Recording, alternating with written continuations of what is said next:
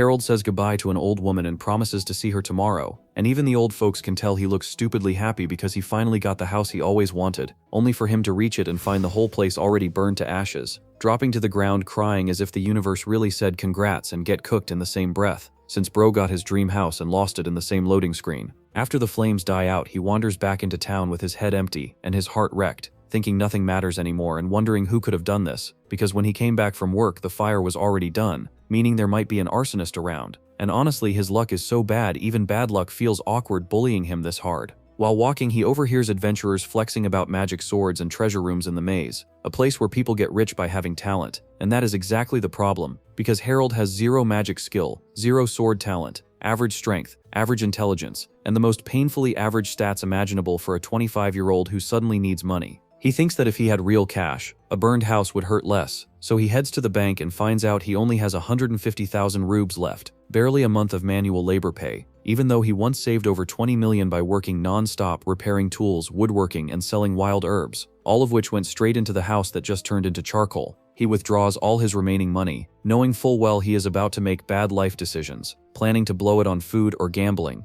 until he notices a sign advertising a slave auction, something he rarely sees since it sits in the legal gray zone of society, and a merchant immediately tries to pull him in like he smells desperation. Harold says he cannot afford slaves that usually start at 2 million rubes, but the merchant explains some begin at 10,000, and sometimes sell cheap if nobody bids, even though it hurts business, which sounds like the worst financial advice mixed with the most tempting curiosity bait imaginable. So Harold walks inside for just watching, notices the hall full of rich people with only one empty seat left, realizes he is being used as hype filler, and as the merchant welcomes everyone to Cirque du Slave and explains their traveling auction system, Harold quietly thinks that with his house gone, maybe traveling is the only thing left for him now. The merchant lays out the rules and immediately brings out an elf slave in chains and revealing clothes, and the entire room flips like someone just dropped a legendary skin in a gacha game. He hypes her up as a bow user, magic caster, and full scholar, then opens the bidding at 20 million rubes, and Harold realizes he is standing inside a financial zoo. The simps go feral, hands flying up so fast it looks like a worship service, and the price skyrockets to 633 million rubes in seconds. She gets sold to a knight who looks old enough to collect retirement, proving money really does erase shame when the number gets big enough. Harold watches this and finally understands he is not poor, he is wrong server poor. More slaves follow, beast women, and even a demon, all dressed like wallet traps, and the money keeps flying until Harold feels dizzy watching rich people speedrun bankruptcy for fun. This auction is not commerce, it is a competitive flex tournament. Then the last slave walks out and the whole room instantly powers down because she is a dark elf. The same crowd that was foaming at the mouth 2 minutes ago now acts like she brought malware into the building. People whisper about curses, ruined families, and bad luck, like she is a walking patch note that deletes bloodlines. The merchant tries selling her like a multi-tool, saying she can fight, clean, and cast magic, but the room stays quiet like a Discord call after someone says something unhinged. When the starting price drops to 150,000 rubes, Harold realizes the universe just lined up his entire bank balance with one reckless decision. Bro lost his house, lost his savings, and now fate is asking if he wants emotional DLC with a side of danger.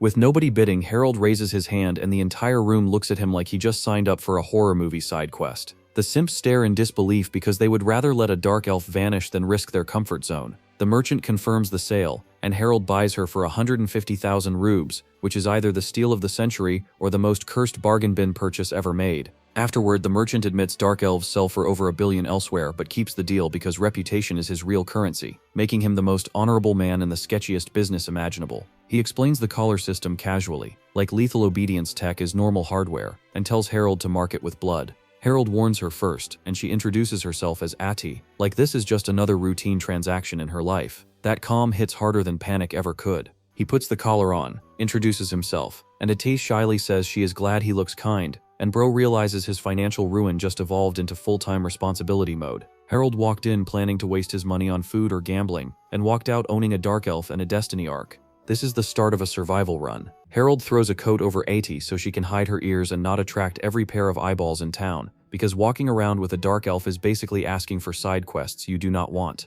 When they step outside the auction hall, they see the armored grandpa and the elf he bought standing in the middle of a crowd like he just flexed a luxury pet purchase. Ati glances at the elf, and the elf shoots her a look full of pure hatred before shaking her head like Ati personally ruined her day. They walk past and Harold quietly asks what that was about, still confused why he just walked through Fantasy Racism 101. At calmly explains that dark elves and regular elves do not get along, so the hate is automatic and not personal. Harold figures it is messed up to dislike someone just because of their race, but he also knows he barely understands this world's history. For now, he just keeps moving because today has already been too weird to unpack socially. He tries thinking about where to go next, then remembers his house is literally a pile of charcoal, and the mood drops again. He tells her they cannot go home, and cannot afford a lodge either since all his money just went into buying her, which is probably the wildest budgeting decision of his life. Still, he has one backup plan, and mentions an old cabin near the base of the mountain that nobody uses. Addie agrees without complaining, which honestly surprises him because most people would be panicking by now.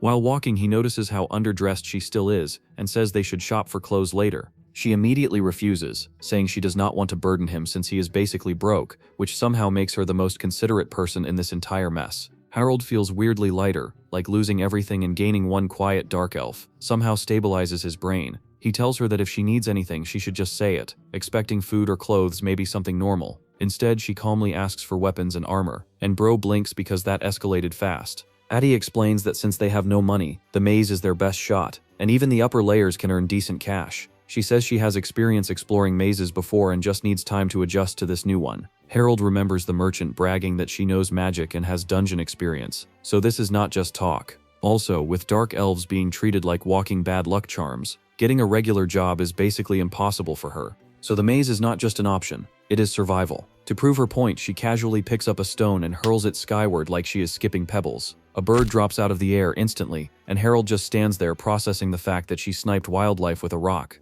She looks embarrassed and says she only hit one, adding that with a bow or gun she could probably take 3 at once. Only one, she says, like missing a combo in a fighting game. Harold finally realizes this girl is not fragile at all. She is low-key built like a walking boss fight. Between her weapon skills and magic knowledge, the maze suddenly sounds less like suicide and more like a business plan. Still, he tells her they prepare properly and retreat if things get bad, because no money grind is worth dying over, especially when your luck already feels like a developer is testing disaster settings on you. Ati smiles softly and tells Harold she will be careful because she does not want to leave this world, and she promises she will protect him too, while flashing that rare little smile. He freezes for a second because this is the first time he has ever seen her smile, and it hits way harder than it should. Then his brain finally catches up and he gets confused, wondering why she keeps saying she will protect him when he never even planned to enter the maze. They reach the cabin near the base of the mountain, and Atwadi looks around, surprised it is actually nice despite being abandoned. Harold explains that he used to fix it up whenever he came here to gather herbs and plants, so it stayed in decent shape.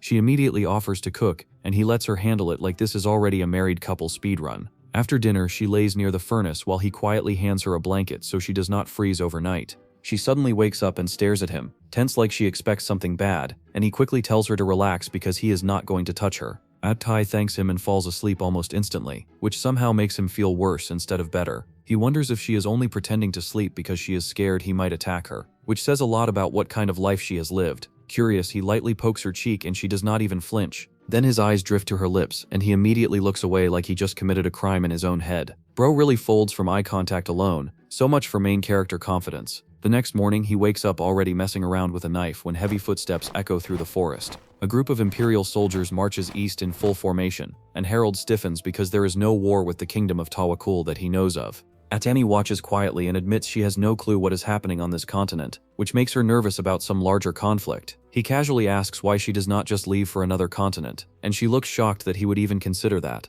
Harold shrugs and says they can just earn money for the trip and go wherever she wants. She hesitates before saying she wants to head to the southwest corner of the southern continent, near the Great Astral Gorge. He agrees without question, like booking a vacation with zero research, because apparently planning is optional today. While thinking it through, he realizes ships south are expensive because of the labyrinth trade routes, which means money equals survival. If she wants to earn cash inside the labyrinth, then he probably has to go too, even though the only thing he knows how to use is an old spear his father taught him. And yeah, a spear inside tight dungeon hallways sounds about as smart as bringing a broom to a gunfight. Addie asks why he never questioned her reason for going, and he admits that if someone asked him like that, he would probably want to know too. He sits beside her, awkwardly grabs her ear, and tells her that no matter the reason, she cannot leave him and he cannot let go of her either. He leans in like he is about to kiss her, then chickens out at the last second. Fumbles the moment so hard even the air gets secondhand embarrassment. He quickly covers it up by saying she can talk whenever she wants because she is important to him. Ati blushes hard and whispers that if she is important then she is not really a slave, but she stops herself before finishing. She touches her lips and quietly admits that would have been her first kiss. Meanwhile, Harold heads into town to buy supplies and suddenly remembers he technically lost his job last night. He stands in front of his old workplace like it is a boss fight, debating whether to go inside or just accept poverty. Before he can decide, the owner bursts out the door, sees him, and immediately starts crying while grabbing him. Turns out the man thought Harold died in the fire and was mourning him the whole time, which flips the mood instantly. Inside the shop, Harold explains everything, including the fire and the plan to head south for the labyrinth. The owner says he will not pry into the details and disappears into the back before returning with an envelope stuffed with cash. Harold tries to refuse, saying he did not earn it, but the man insists it is a retirement gift after 15 years of hard work. He says masters always take care of their disciples, and honestly this dude is nicer than half the fantasy kingdoms combined. Harold thanks him properly, and heads back to the cabin feeling lighter than he has in days. Atty greets him with food ready, and a massive chicken sitting on the table like she hunted a mini-boss. He gives her a hat as a souvenir to hide her ears, and she smiles like he just handed her the crown jewels. The next day, they visit the equipment shop to gear up for the labyrinth. Harold asks which weapon is best, expecting some simple answer. Atty calmly explains every weapon has pros and cons before casually choosing a sniper rifle, like this is a modern shooter. He just stares because she went from rock-throwing bird assassin to long-range menace in one sentence. And the shop owner says the price is 50,000 rubes. Harold immediately asks if she wants something more expensive, thinking bigger price equals better power. She shakes her head and says the cheap cost is exactly why she likes it, plus she prefers a clean single-shot rifle anyway. If she had a magic bow, it would be stronger. But when Harold checks the tag and sees 6.8 million rubes, his soul practically leaves his body. Bro thought he was shopping and accidentally walked into a luxury car dealership. No way they are affording that unless they start selling organs. So the rifle wins by default. Ataitsi explains that guns still have solid power and penetration, and bullets are way cheaper as long as they do not waste shots. The downsides are noise and slightly harder aim, but they can buy parts to reduce the sound, and she has no problem hitting targets. She keeps talking about weapons like a total nerd, and Harold just watches her ramble with this goofy smile. For once she sounds excited instead of guarded, which honestly feels nice to see. He tells the owner to pack the rifle, the noise reducer, ammo, gloves, belt, and some armor too. Atty lights up like it is Christmas morning, and thanks him, promising she will be useful. Man really just funded her entire build while he is still running default settings. After leaving the shop, they get ready to head to the maze, and Atty notices he barely has any armor at all. She tells him that since he is her master, he should be better equipped, but Harold waves it off and says the gear is more important for her. He claims he will upgrade later once they earn money, which is code for I am broke right now. All he carries is a cheap short spear that looks like it would snap if you glare at it too hard. He even admits it might break after one serious hit, so he probably will not get more than one swing anyway. Bro entering a death dungeon with clearance rack equipment is crazy behavior. This is not confidence, this is poverty cosplay. On the way, Atai explains how the labyrinth works and says monster management depends on how peaceful the region is. Hunters are allowed to keep monster materials as payment because clearing them stops monsters from overflowing outside. Harold listens quietly and wishes his father had told him more about this stuff when he was younger. Back then his dad trained him but kept saying he had no talent, which stuck with him more than it should have. His father was a respected labyrinth hunter who went too deep one day and never came back. Trying to reach the bottom with a spear of all things is basically asking for a bad ending. The man chased endgame loot and got deleted instead. He already lost his mother to illness, then lost his father to the maze, so growing up alone kind of became normal. That is exactly why he hates feeling weak now and refuses to run away anymore. Atai notices his mood dip and asks if something is bothering him. He quickly says he is fine, and thanks her instead for knowing so much about the labyrinth. She gets embarrassed and says he does not need to thank her, which only makes him think she is kind of cute. So yeah, emotions are happening, but neither of them knows how to talk like normal people. Classic awkward duo energy. Soon they reach the labyrinth entrance, and the place is packed with explorers trying to get inside. Just as they approach, a guard suddenly shouts for Harold to wait. He wonders if there is an entrance fee, but the guard says it is free and that is not the problem. Instead, the guard looks tense and warns everyone that something is wrong inside. Apparently monsters that usually stay on the lower floors are now showing up near the upper levels, which basically means beginner mode just got patched into hard mode overnight. And of course this happens right when these two decide to start their first run. The knights form a search party and sweep the upper floors for the reported monsters, but after a while they find absolutely nothing. Since no one actually saw anything either, they eventually call it off and stop the search. Still, the guard warns everyone that the creatures could be hiding somewhere and tells them to stay sharp inside. Harold leans close and whispers into Addie's ear, asking what she thinks about the whole thing. She calmly says it could be 2 or 3 monsters at most, but there are also plenty of false reports, so it is hard to be certain. Even then, if there is even a small chance it is true, they should move carefully. Better safe than speedrunning their own funeral. Right behind them, some loud explorers start flexing and yelling that they will handle the monsters themselves. They shove people aside like background characters and march toward the entrance, acting like they own the place. Then they notice Harold and Auntie, and instantly start mocking them, telling them to go home if they want to live. One guy calls Harold fat, crazy, and says he is not Edwin Smith, the legendary labyrinth conqueror. Another clown says that Hero is dead anyway, and now it is the era of Gergo, the Empire's sword sage. They laugh like they just cooked the hardest roast in history. Meanwhile, Harold is standing there like, bro, that is literally my dad's name. Before he can process that bombshell, one of the explorers spots Addie and starts acting weird. He grins, calls her cute, makes gross comments, and walks toward her like he is about to try something stupid. That is the exact moment Harold's brain turns off and his spear turns on. He lunges without hesitation and swings so fast the guy barely reacts. He misses by a hair, but still snarls that if they stare at his woman like that again, he will not miss next time. The whole group freezes up instantly. NPCs talk tough until the spear comes out. Then suddenly everybody remembers they have families. The loudmouth quickly backpedals and says he was just joking, telling Harold to calm down. Addie already has her rifle raised ready to fire, which makes the situation 10 times scarier.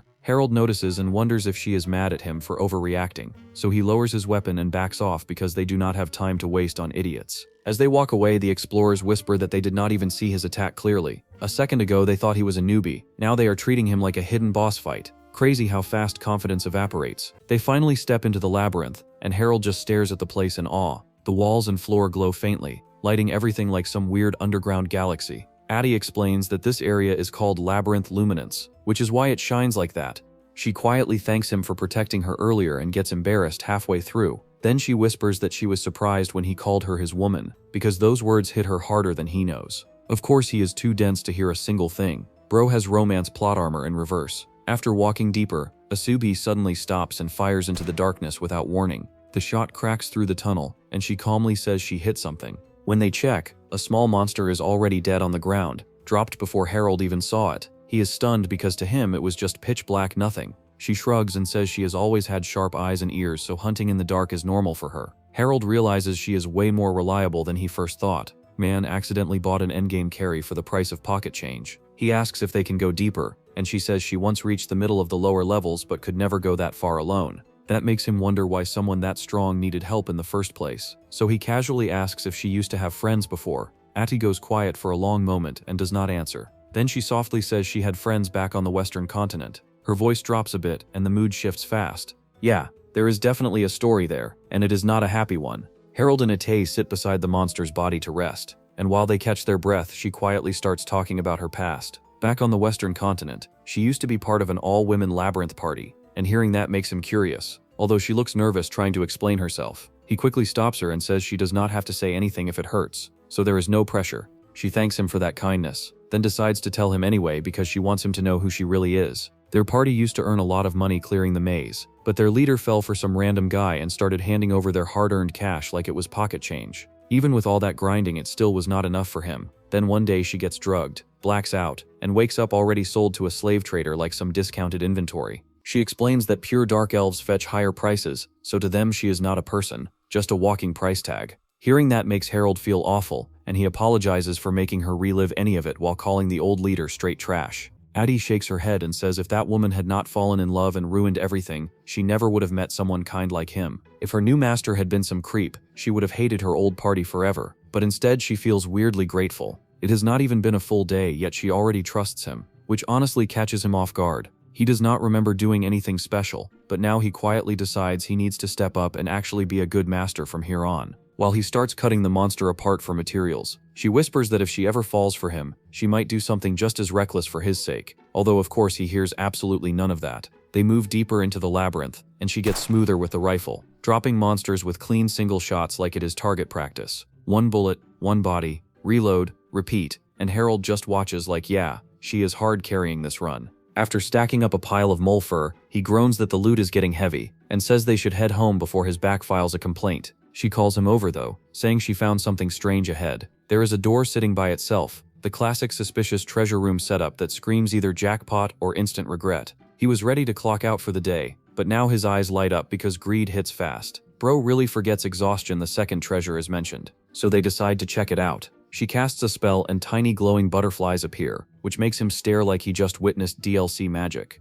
She explains the butterflies drift toward danger and stop near traps, so they can move safely through the area. He is surprised again, realizing she has way more utility than just shooting things. She casually adds that she knows other spells too, just nothing flashy for combat, which honestly still sounds cracked to him. One butterfly lands on the wall, marking traps before the door, so that means treasure is almost guaranteed inside. She explains labyrinths basically have a will of their own, and after treasure gets taken, the place resets somewhere else with new traps like some cursed respawn system. Hearing that makes him think the maze is less dungeon and more evil landlord. They finally enter and spot a pedestal with a sword resting on it, looking way too clean to be safe. The butterflies gather around it, which confirms it is trapped, and she says it is actually a cursed dagger, something rare for upper levels. He has zero clue what to do, so he asks for her call like she is the team captain. She explains that if the curse is only negative, nobody can use it or sell it, so they would need tools or sorcery to identify it first. Those tools are expensive, ridiculously expensive. When he asks how expensive, she says enough to buy an entire house. That line hits him harder than any monster, because yeah, he already spent 15 years saving for one that turned into ash overnight. Universe really said congratulations on your dream home, and then speed ran the demolition. Adi says if they keep farming the lower floors, they can make that kind of money in about a month. And if luck finally stops bullying them for once, maybe even in a single run. If they cannot afford it yet, it is fine. So Harold tells her they will take it slow and earn safely because they are only here to fund the trip, not die trying to speedrun poverty. The two smile at each other, then head back up and leave the labyrinth with their loot. Right outside the entrance, they notice a huge crowd gathered like something dramatic is going down. When they get closer, it turns out to be the armored knight from the auction hall and the elf he bought. People whisper that he is the third son of a count and likes exploring labyrinths, which sounds less like adventurer and more like rich kid with too much allowance. The knight yanks the elf's chain and shows her off like she is a trophy instead of a person, then loudly asks her who her master is. The crowd gasps and leans in like it is free entertainment because apparently shame is out of stock today. Harold's fists clench and he mutters that if someone treats you like that, you should fight back, but the caller makes that impossible. The knight keeps bragging that she is beautiful, can use magic, and can keep him company at night, saying it with the confidence of a man who has never been told to shut up in his life. The crowd actually gets excited, which is wild because these dudes would sell their dignity for front row seats to cringe. Addie tries to see what is happening, but she is too short and blocked by people, so Harold tells her not to look and quietly leads her away. Some scenes are not worth the mental damage. Back in town, they head to the Nepal Trading Company, the place Harold used to visit when he worked under his old master as a silversmith. It is where explorers sell materials from the labyrinth for cash, basically the monster drop exchange counter. Inside, the butler Tosu greets him politely and immediately notices Addie. Harold lays out the fur they collected, and Tosu looks surprised that he switched careers from craftsman to dungeon crawler. Harold simply says he needs money for travel, and Tosu wisely does not pry further. He checks the goods and says they are worth 1,500 rubes each, totaling 12,000. Harold nearly blinks twice because that is almost double what he used to earn grinding all day at the workshop. So one dungeon run already beats his old 9-to-5. Bro changed jobs and accidentally unlocked better DLC income. He asks Tosu how much it costs to reach the South Continent, and later back at the cabin he breaks down the numbers for Addie. Going through the west costs about 3 million for both of them, and is safer. Going directly south costs 10 million because the route crosses undersea labyrinth zones and takes forever, which basically means pay extra to fight sea monsters. He decides the safer path is smarter and adds a buffer, so they need around 5 million total. For the next few days they dive into the labyrinth again and keep stacking money little by little. After a week they earn 170,000. Then after living costs they still keep 120,000. It is slow, steady, and kind of boring, but steady money beats heroic funerals. Harold says they should try the middle levels soon, and Addie agrees because she can already handle stronger monsters without much trouble. She talks about it calmly like she is discussing grocery shopping, which honestly makes it scarier. They prepare to go deeper the next day, both feeling a little confident after the good week. Of course, this is exactly when the story decides to get funny, because whenever Harold says things are going well, the universe immediately starts loading a boss fight, and neither of them has any idea what kind of monster is waiting down there. At the middle level of the labyrinth, Harold wonders what kind of monsters they will run into, but Addie suddenly stops dead in her tracks. He asks what is wrong, and she quietly says she does not like this place. He checks the air and the path, wondering if they are lost or if the atmosphere feels heavy, but she shakes her head and says it is neither, then whispers that something is coming. They quickly duck behind some rocks, and a massive creature crashes straight through the wall like it owns the dungeon, shaking the ground with every step. The thing roars and moves on, and Ate quietly explains that it is from the lower floors. Harold freezes because that is way above their pay grade. She says it looks like some kind of earth dragon, and suddenly the guard's warning about lower level monsters climbing up feels very real. Ate apologizes and says normal bullets will barely scratch it because its skin is too tough. Harold immediately says they are going home because ambition is nice but not get flattened by a dragon. Nice. She agrees, but before they can leave, someone comes sprinting toward them, screaming for help. It is one of the explorers from earlier, the same loudmouth who mocked them at the entrance. Now he looks like a wet cat. He says a high-level earth dragon showed up. His group of 4 is trapped in a crack, and the dragon is waiting outside to finish them. The guy begs for help, and Harold recognizes him as the same clown who called him fat 5 minutes ago. Crazy how confidence evaporates when a boss monster spawns. Harold tries to refuse because this is way too dangerous, but the man blurts out that his friends have children waiting at home. That line hits different. Harold remembers his own father disappearing inside a labyrinth and never coming back, and just like that he asks where they are. The explorer lights up and asks if they will help, and Harold sighs because even if the guy is annoying, kids should not grow up without parents. He tells Addie to protect him after he collapses and says he has a secret weapon, then runs off before she can even ask what that means. She chases after him, clearly stressed. He reaches the earth dragon and sees it smashing the crack while the trapped explorers hide inside. The monster ignores him completely like he is background NPC trash, which honestly is the worst mistake it could make. Harold steps forward, grips his spear and mutters that the dragon already lost. He activates his secret weapon, forcing every muscle and nerve in his body to tighten as if they are about to tear apart. Energy pours into him from somewhere else entirely, not magic but something worse. His flesh starts ripping from the recoil, his head feels like it might explode, and even the spear begins melting from the heat. He remembers his father warning him that this power should never be shown to the world. The technique has a name, Blazing Continent Piercing Spear. He throws, the spear rockets forward, wrapped in flames and punches straight through the dragon's body like paper. One hit, fight over. Blood runs from his eyes and nose as the backlash hits, and he collapses flat on the ground. When he opens his eyes again, his head is resting on something soft. Ati is holding him on her lap, crying while asking if he is awake. He tells her he is fine and sits up, dizzy but alive, while she scolds him for collapsing, covered in blood, and makes him promise to be careful next time. He agrees because yeah, that probably looked insane. The rescued explorers come over and their leader apologizes for being a jerk earlier and thanks Harold while crying about almost never seeing his kids again. Funny how near death gives people character development. After they leave, Harold looks at the giant dragon corpse and casually says they should haul it back and sell it. Bro nearly dies and immediately thinks about resale value. Addie says dismantling it will be hard since the skin is basically dragon metal, but there is already a giant hole through it thanks to his attack. Then she looks at him seriously and asks how in the world he did that with his ability. Harold explains that the attack he used to delete the Earth Dragon is called Blazing Continent Piercing Spear. Addie stares at him because that name alone sounds illegal. He tells her the downside is brutal since every time he uses it he blacks out on the spot, and the spear literally melts from the heat. So it is less a skill and more a one-time self-destruct button. She remembers him face-planting after the throw and immediately tells him never to use it again because she was terrified. He says he will try not to, which is basically the fantasy version of yeah, sure, probably. The explorers he saved come over and offer to help carry the dragon since they owe him their lives. The same dudes who were roasting him earlier now move like unpaid interns. Harold accepts and quietly wonders how much a deep layer monster even sells for. At the monster material shop, the clerk checks everything and calmly says the purchase price is 13 million rubs. Harold almost folds on the spot. Bro fights one dragon and suddenly hits the fantasy lottery. Eddie grabs him asking if he is okay, while he realizes this is exactly why half the population risks their lives in the labyrinth. Because the amount is over 10 million, the clerk asks for his bank details to process it. The ability still leaves him sore and half dead for 2 days, but honestly 13 million rubes heals the soul pretty fast.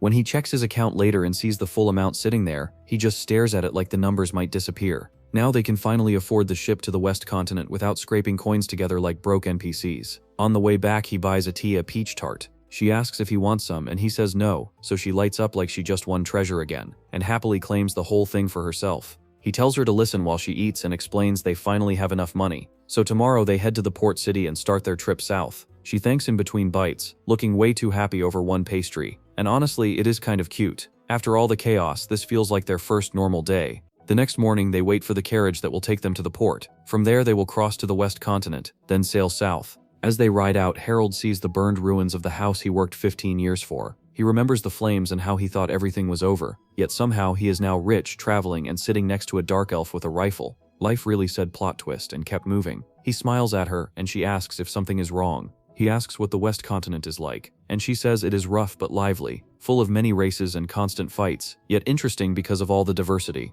He says she can show him around when they get there, and she says she was thinking the same. Then she quietly tells him he needs her, and that alone makes her happy. During the ride, 2 more passengers board, a young woman and an old man she calls grandfather. The old man keeps staring at Harold and says he has seen him somewhere before. Harold asks if he is mistaken, but the man says if the person were alive he would not be this young, which clearly points to Harold's father. He says the guy used a spear too and was insanely strong, so strong even his own son could not beat him. Before he can keep rambling, the girl smacks him and calls him rude since he always mixes up names and faces. He casually proves her wrong by perfectly listing everyone's names like it is nothing. When Varen casually says his son's name, Harold freezes for a second because he swears he has heard that name before. Cecil immediately tells the old man to stop messing around, clearly done with his grandpa's cryptic NPC dialogue. She apologizes for his rudeness. Varen also says sorry, and Harold just smiles it off. The old man plops down and complains that his granddaughter keeps getting mad at him and wonders how many more lectures he will survive before they even reach the Western continent. Harold asks if they are heading there too,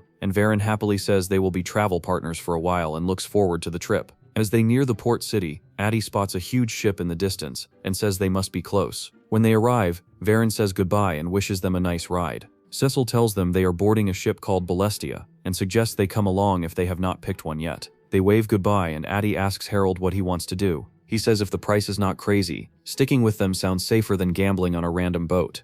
At the ticket building, the clerk explains they are lucky since a lot of ships are sailing to the Western continent. Harold asks about Balestia, and the clerk shrugs, saying it is just a normal ship. Then he drops the price like it is nothing. For the two of them, it is 2.8 million rubes for a small private room, 2 meals a day, and about a month of travel. Comfortable, safe, boring. Then he offers the budget option, 200,000 per person for a giant shared room with 12 sweaty strangers, 1 meal, rats, germs, and sometimes the ship sinks. Bro really says it like it is a feature, not a warning. Harold immediately files that under floating coffin. The ships leave in a week, so they step outside to think. Harold mutters that 10 million for luxury later is insane, but the cheap ride sounds like a survival challenge. They decide to take a day or two to choose and look for somewhere to rest and eat. Everything feels calm for exactly 5 seconds. Suddenly a kid darts between them and snatches Harold's bag, the same bag holding over 10 million rubes. Harold yells and chases him, heart basically stopping on the spot. Then a gunshot cracks the air, and a bullet smacks the ground right between the kid's legs. The kid trips and faceplants instantly. Addie lowers her rifle and says she did not mean to hit him. But yeah, message received. Harold grabs the kid's shirt and gets the bag back, while the kid looks seconds away from crying. One look at Addie's cold glare and even Harold gets a little scared. She looks ready to respawn him. Up close, Harold notices the kid smells bad and his clothes are torn to shreds. He asks if he needs money, but Addie snaps that stealing is stealing and tells him not to touch other people's stuff. The kid mouths back, which almost sets her off again. Then a woman runs over shouting his name, Matsudo. She apologizes over and over and says she will scold him properly. Harold says it is fine since they got their money back, but tells her she needs to teach him better, or life will do it for her. She quietly says she is trying. Matsudo suddenly shouts that if they have money, everything can be fixed, and he can help his dad pay their debts. Then he bolts again while his mother chases after him. The mother runs after Matsudo, yelling his name, and Harold watches her disappear down the street. He mutters that she looks like she is carrying the whole world on her back, and Ati calmly says it is the kind of story you see everywhere. Life just hits people and keeps swinging. Still, standing around will not help, so they decide to find an inn for the night. Easy plan, right? Wrong. Every inn they visit is either fully booked or under repair. One says no rooms, the next says come back next week. After the 12th rejection, Harold feels like the continent personally blacklisted him. Camping is not an option either, since he is carrying over 10 million rubes in a bag. Sleeping outside with that much cash is basically begging the universe to spawn bandits. Finally, Atai spots one last inn with a vacancy sign. They both light up like they just cleared a boss fight. The clerk hands them the key and casually says it is a small room with a double bed for 2. Small is an understatement. When they step inside, Harold stares at the space and wonders how the bed even fits in there. It looks like someone shoved furniture into a closet and called it a day. Then he notices the 2 pillows. Atai notices too. Instant blush. Bro realizes this is the classic one-bed situation, and the script is not even trying to hide it. He panics a little and says he will take a bath to think. Addie misunderstands and assumes he is cleaning up for Meanwhile, Harold is just trying to figure out basic survival math. She decides to bathe too since the room is so cramped, probably worried about smell. Harold casually leans in and sniffs her for a second, then says she smells fine. Atai turns red like her brain blue-screened and sprints out of the room. He just stands there confused, wondering what he did this time. After his bath, he overhears 2 travelers chatting. One talks about Tawakul and says it will take 1 or 2 months to reach. The older guy mentions it has been years since he went there, and calls it beautiful. Then the younger one lowers his voice and mentions rumors about the Empire moving troops. If war breaks out, roads close and travel becomes impossible. Harold immediately remembers those nights marching through the forest earlier. Yeah, that was not random. Still, he shrugs it off since he plans to leave the continent anyway. Back in the room, he collapses onto the bed and realizes just how exhausted he is. The floor is not an option. The bed is the only option. Logic says sharing is normal. His heart says good luck. The door opens and Atati comes back fresh from the bath. She leans close and whispers to check if he is asleep. He pretends for half a second, then instinctively grabs her hand and pulls her closer. Both of them freeze like they just triggered a trap. She rests against him, quiet and embarrassed, while Harold spirals internally. He worries that because she is a slave, she might feel forced, and that thought messes with him. He would rather not know the answer,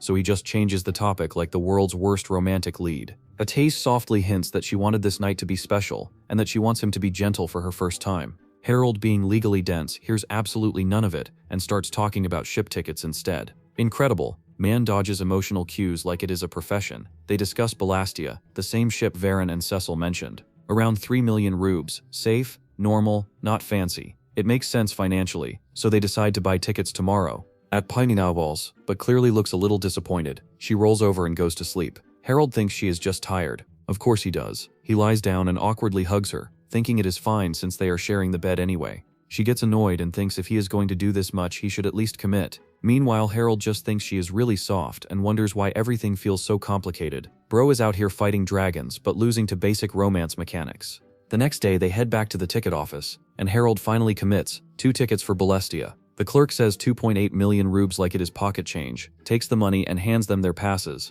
Departure is in 5 days at noon, and they can already board, leave their luggage and sleep in their assigned room. No refunds if they miss the ship. Basically show up or cry. Harold nods and walks out feeling lighter, like this trip is finally real. At the boarding gate, a crew member checks their tickets and squints at the number. Room 316. He whistles and says they got a great room, then mutters that he thought that one got cancelled. Harold does not know what that means, but great room sounds good enough. For once, life is not punching him in the face. They open the door and both freeze. The room is way bigger than expected. Actual space, real beds, a proper window. Atiya immediately runs to it like a kid at an aquarium. Outside, fish swim past the glass, drifting through blue water. It looks unreal. Harold finally realizes the room sits below sea level. Bro accidentally booked the underwater suite without even trying. After all the disasters lately, the universe finally throws him a coupon. Atari presses her hands to the glass, completely mesmerized, whispering that it is beautiful. Harold watches her for a second and decides not to interrupt. She looks happier than he has ever seen her, so he quietly leaves to explore the ship and lets her enjoy the moment. While walking the deck, he hears someone call out to him and turns to see Cecilia jogging over. She smiles and says they picked the same ship too. Harold shrugs and says the others did not look great. Cecilia beams like they just formed a party. He asks about Varen, and she says the old man is sleeping already. Then she casually grabs his hand and says they should walk around the city together, since they are shipmates. Harold has no idea how those two things connect, but she is already dragging him away. Man gets kidnapped by friendliness. They wander the streets for a while. She buys a crepe and offers him a bite. He tells her to finish it herself, and she happily keeps munching. Just normal chill vibes. Then she brings up the carriage ride and says her grandfather liked him. Harold says they only talked a little. Cecilia shakes her head and says that is exactly the point. Varen does not waste words on people he dislikes, so if he talked, that means something. And then without warning, she pulls out her sword and swings at him. Harold's brain barely has time to scream before his body moves. He snaps his spear up and blocks the strike on instinct. Steel clashes hard enough to echo down the street. Cecilia's eyes widen, clearly impressed. Harold yells that that was insanely dangerous. She calmly says if he did not react, she would have stopped before hitting him. Yeah, sure. Nothing says nice to meet you like attempted murder. Girl really said hello with violence. Still, she smiles like this was just a test. Harold exhales, realizing this family does not do normal conversations. First the grandpa talks in riddles. Now the granddaughter checks reflexes with a sword. At this rate, meeting their relatives probably requires a boss fight. Cecilia immediately points out that Harold parried her sword instead of dodging, which means he actually saw the strike coming, and even though he plays it off like he got lucky, she clearly isn't buying that for a second. She says her grandfather took interest in him, so she felt obligated to test his strength too, basically treating him like a random pop quiz. Harold just stands there confused because bro thought they were sightseeing, not auditioning for a duel. She promises she won't attack again, but he still keeps his guard up since trusting someone who just swung a blade at you is crazy behavior. Cecilia laughs it off and tells him to relax, then suggests they head back to the ship together. He tries to walk separately like a cautious NPC, but she keeps sticking close anyway. Right then they hear a kid screaming for help, and both of them turn to see two shady dudes hauling a child over their shoulder like stolen luggage. Harold immediately recognizes the kid as Matsudo, the same little gremlin who tried to rob him yesterday. So yeah, karma works fast. Cecilia doesn't hesitate at all, and just bolts after them like she's speedrunning hero mode. while Harold sighs and chases after her because leaving her alone would be a disaster waiting to happen. She tells him his kind face matches his personality, which embarrasses him more than the sword attack did. The thugs hop into a small boat and start rowing away, and Harold thinks they lost them. Cecilia, however, straight up hijacks another boat and tells him to get in. And when he asks if that's stealing, she basically says, "I'll pay later," and keeps rowing like a pirate captain. They follow the thugs across the water and stop behind some rocks near a small island packed with suspiciously large ships, which screams criminal headquarters louder than any signboard ever could. Cecilia wants to rush in immediately, acting like two teenagers can solo an entire hideout, while Harold reminds her they're not the main characters in an action movie. He spots another random boat nearby and keeps scanning the area like an overcautious dad, which honestly saves them more than once. They sneak into the forest, and she nearly trips over nothing, proving that all that confidence doesn't come with balance. Harold grabs her before she faceplants, then points out fresh footprints in the dirt. She claims she already noticed, but the blush says otherwise. Following the tracks, they reach an old building just as the rain starts pouring down hard, turning the place into full horror movie weather. Cecilia tries to charge straight through the front door, but Harold yanks her back because announcing yourself to criminals is how you die in Chapter 1. Instead, they slip in through a side window and hide inside some barrels, which she absolutely hates since her solution to everything is still punch first, think never. He reminds her they're here to save the kid, not start a boss fight with 50 dudes. She reluctantly agrees and even says he sounds like her grandfather, which might be the weirdest compliment he's gotten today. Then footsteps echo through the room. A group of thugs walks in, talking casually about what to do with Matsudo like he's just stolen merchandise, and one of them says they'll hand him to their boss. Another thug jokes that the boss really likes small boys, and the whole conversation instantly goes from crime to straight-up nightmare fuel. While hiding inside the barrel, Harold listens carefully to the thugs talking and quickly pieces together what happened. Matsudo got caught because he tried to steal their goods, and when they chased the kids, half of them ran off screaming and calling the men scum. Even criminals apparently have beef with children now, which somehow makes this whole group look even worse. Just as Harold relaxes a little, one of the thugs suddenly stops and says something feels off. He points at a spear sticking straight out of the barrel like a giant flag, and everyone stares at it in confusion. Yeah, Harold really hit himself but forgot the 6-foot weapon poking out like a "We are here" sign. Stealth level absolutely 0. They wonder whose spear it is, and one thug reaches to move it, but another stops him and says they should not touch someone else's weapon without permission. For once, their paranoia saves Harold's life. After a bit of arguing, the group shrugs and walks off to another room. Cecilia whispers that a spear sticking out of a barrel looks insanely suspicious and asks if he seriously forgot it. Harold immediately tells her not to phrase it like that, and to show some respect, which is basically him saying, "Please stop roasting me while we might die." Even she looks unconvinced. Once the footsteps fade, they quietly climb out and start exploring the building, but the place is way bigger than expected. It feels less like a hideout and more like a budget dungeon someone forgot to maintain. They move down the hall carefully until Harold peeks around a corner and spots 2 thugs walking their way. He grabs Cecilia and pulls her into the nearest room just in time. Inside, there's a strange pedestal with an egg sitting on top of it. Cecilia tilts her head and asks what it is, and Harold says it's just an egg, nothing special. The moment she touches it though, the thing starts shaking like it's alive. The shell cracks open right in front of them, and a small monster pops out and immediately dives straight into Cecilia's clothes like it just found a new apartment. She jumps and squeaks in shock, which echoes way louder than either of them wanted. The thugs outside instantly shout that there's an intruder. Harold mutters that this is bad timing because of course something weird had to happen. Now, when the thugs rush in, the room looks empty since both of them hide out of sight. Harold quickly covers Cecilia's mouth while the tiny monster keeps wriggling around inside her clothes, which makes her twitch non-stop. The thugs notice the broken egg and start panicking, saying it must have hatched. They complain that their boss went through the trouble of getting that egg, and now the monster escaped. One of them says it might be strong because of the shell fragments everywhere, and suddenly they're acting like it's a national crisis. They search the room but fail to find anything and finally leave, grumbling that they'll be in trouble if they lose it. Meanwhile, the terrifying monster is still squirming inside Cecilia's shirt like a caffeinated hamster. Cecilia's face turns bright red as she whispers that it's crawling around her top and begs Harold to get it out. He says there's no other option, and keeps one hand over her mouth so she doesn't scream. Then awkwardly, he reaches inside her clothes to grab the creature. She stiffens in pure embarrassment while he fumbles around trying to catch the thing, both of them fully aware this is the worst possible timing for this kind of situation. Stealth mission instantly turns into accidental rom-com chaos, and Harold just wonders how every single step today keeps getting cursed by the universe. Harold reaches into Cecilia's shirt while trying to grab the tiny monster, and she instantly stiffens, smacking his side and yelling about where his hand is going. He tells her he has no other choice, which is the worst sentence a man can say with his arm halfway inside someone's clothes. The creature squirms lower, sliding down fast like it knows exactly how to make this awkward. She gasps quietly when it disappears into her pants. and now the rescue mission officially turns into a lawsuit waiting to happen. After a frantic second, he finally grabs it and pulls it out, both of them red as tomatoes. The two thugs outside the closet hear absolutely nothing, which honestly explains how they still have jobs. They keep searching for the monster, miss everything happening 2 feet away, then shrug and decide the boss probably forgot about it anyway. Elite awareness, truly top tier. After they walk off, Cecilia asks how long he plans on hugging her, and he lets go like he just touched a hot stove. He apologizes, calling it rude, while she quietly says she is not mad at all.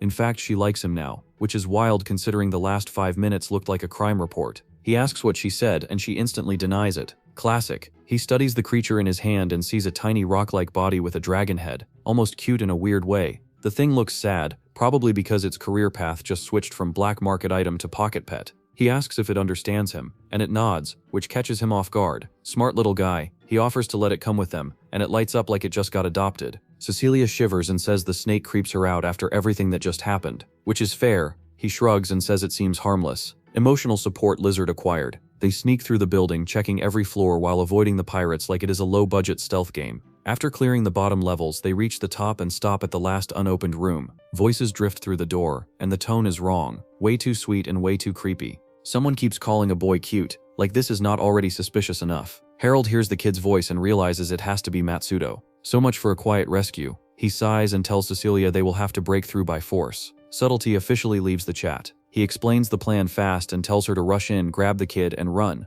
She gets mad and says the plan sucks because they could just fight together, especially since she is stronger. He admits that is exactly why he needs her to protect the kid while he handles the mess. If he has to defend someone mid-fight, he is cooked. She blushes a little at being relied on, but finally agrees. Grab and run. Simple. He thanks her, takes a breath, and kicks the door open hard. Inside, they freeze. A massive spider woman looms over Matsudo, half human and half nightmare fuel, and she is clearly not babysitting. The kid is begging her to stop while she toys with him like he is merchandise. Harold feels his stomach drop and remembers the thugs saying half the children already disappeared. Yeah, this is not a misunderstanding. This is straight villain DLC. He tells Cecilia with a glance to move, and she darts forward instantly. The spider turns toward them, annoyed like they just interrupted her lunch break. She says the kid tried to steal her medicine, something worth over 50 million rubes, so now he is payment. The logic is insane but delivered with full confidence. She even admits she stole the medicine herself because she is strong, so rules do not apply. Villain math at its finest. Hearing that number, Harold remembers Matsudo yelling about saving his father. Everything clicks, and now this is personal. He grips his spear tighter. Yeah, this boss is not walking away. Cecilia rushes first and slashes, but her blade barely scratches the monster's skin. The spider snarls, irritated more than hurt. Harold jumps in next and thrusts his spear, only for it to feel like stabbing a steel wall. Not great. The tip sticks, so he pivots and uses his whole body to flip her across the room. She crashes into the wall with a heavy thud, surprised more than damaged. At least physics still works. He shouts for Cecilia to take the kid and the medicine and run. She grabs Matsudo and bolts while he pockets the vial, and the spider screams like they just stole her life savings. She orders the thugs to chase them, and they stampede out after Cecilia. Harold watches them go and mutters that those idiots are not enough to stop her anyway. Good luck, boys. Now the room gets quiet, and every remaining enemy turns toward him. The spider points and orders them to eliminate him first. He blinks once and thinks, of course they do. Main character tax strikes again. While Cecilia runs off with the kid, the main group of thugs rushes Harold all at once, clearly deciding that jumping one guy together counts as bravery. One swings a sword, and he kicks the man straight into his own teammates like bowling pins, before stabbing another in the side. The room turns into a messy brawl fast. After a while, even they look tired, but he is still standing. The spider monster clicks her tongue in irritation, and says there is a limit to how tough he can be. He honestly has no idea how long this fight lasts. It feels like an hour, but adrenaline messes with time, so it could be 5 minutes or 5 years. His arms feel heavy, and every breath burns a little. The thugs keep charging like NPCs with zero self-preservation. Finally, the spider gets fed up and tells them to back off because she will handle him herself. That is never a good sentence to hear. She fires web acid across the room, and it splashes straight onto one of her own men. The guy starts screaming and melting like a candle, and Harold just stares for a second. Friendly fire really said team bonding. He jumps to dodge the next shot, lands, rolls, then barely avoids her legs trying to skewer him. The roof cracks from the chaos, rainwater pours in, and soon the floor turns slick. He crouches, catching his breath while water drips everywhere. She laughs and says he looks slower now. He tells her he is just controlling his output to save stamina. She laughs harder like that is cute. He grips his spear tighter and thinks that as long as he still has blazing continent-piercing spear, he has a win condition. The second this spear breaks though, he is basically free loot. Then he watches the thug hit by acid finish melting. and the smell alone is enough to make him grimace. So yeah, add acid to the problem list too. She sprays again and he dodges again, but every move costs more energy than the last. Somewhere outside, someone walks closer but he does not notice. All he can see are those giant legs swinging at him like tree trunks. He decides it is time to end this because Cecilia should already be far away by now.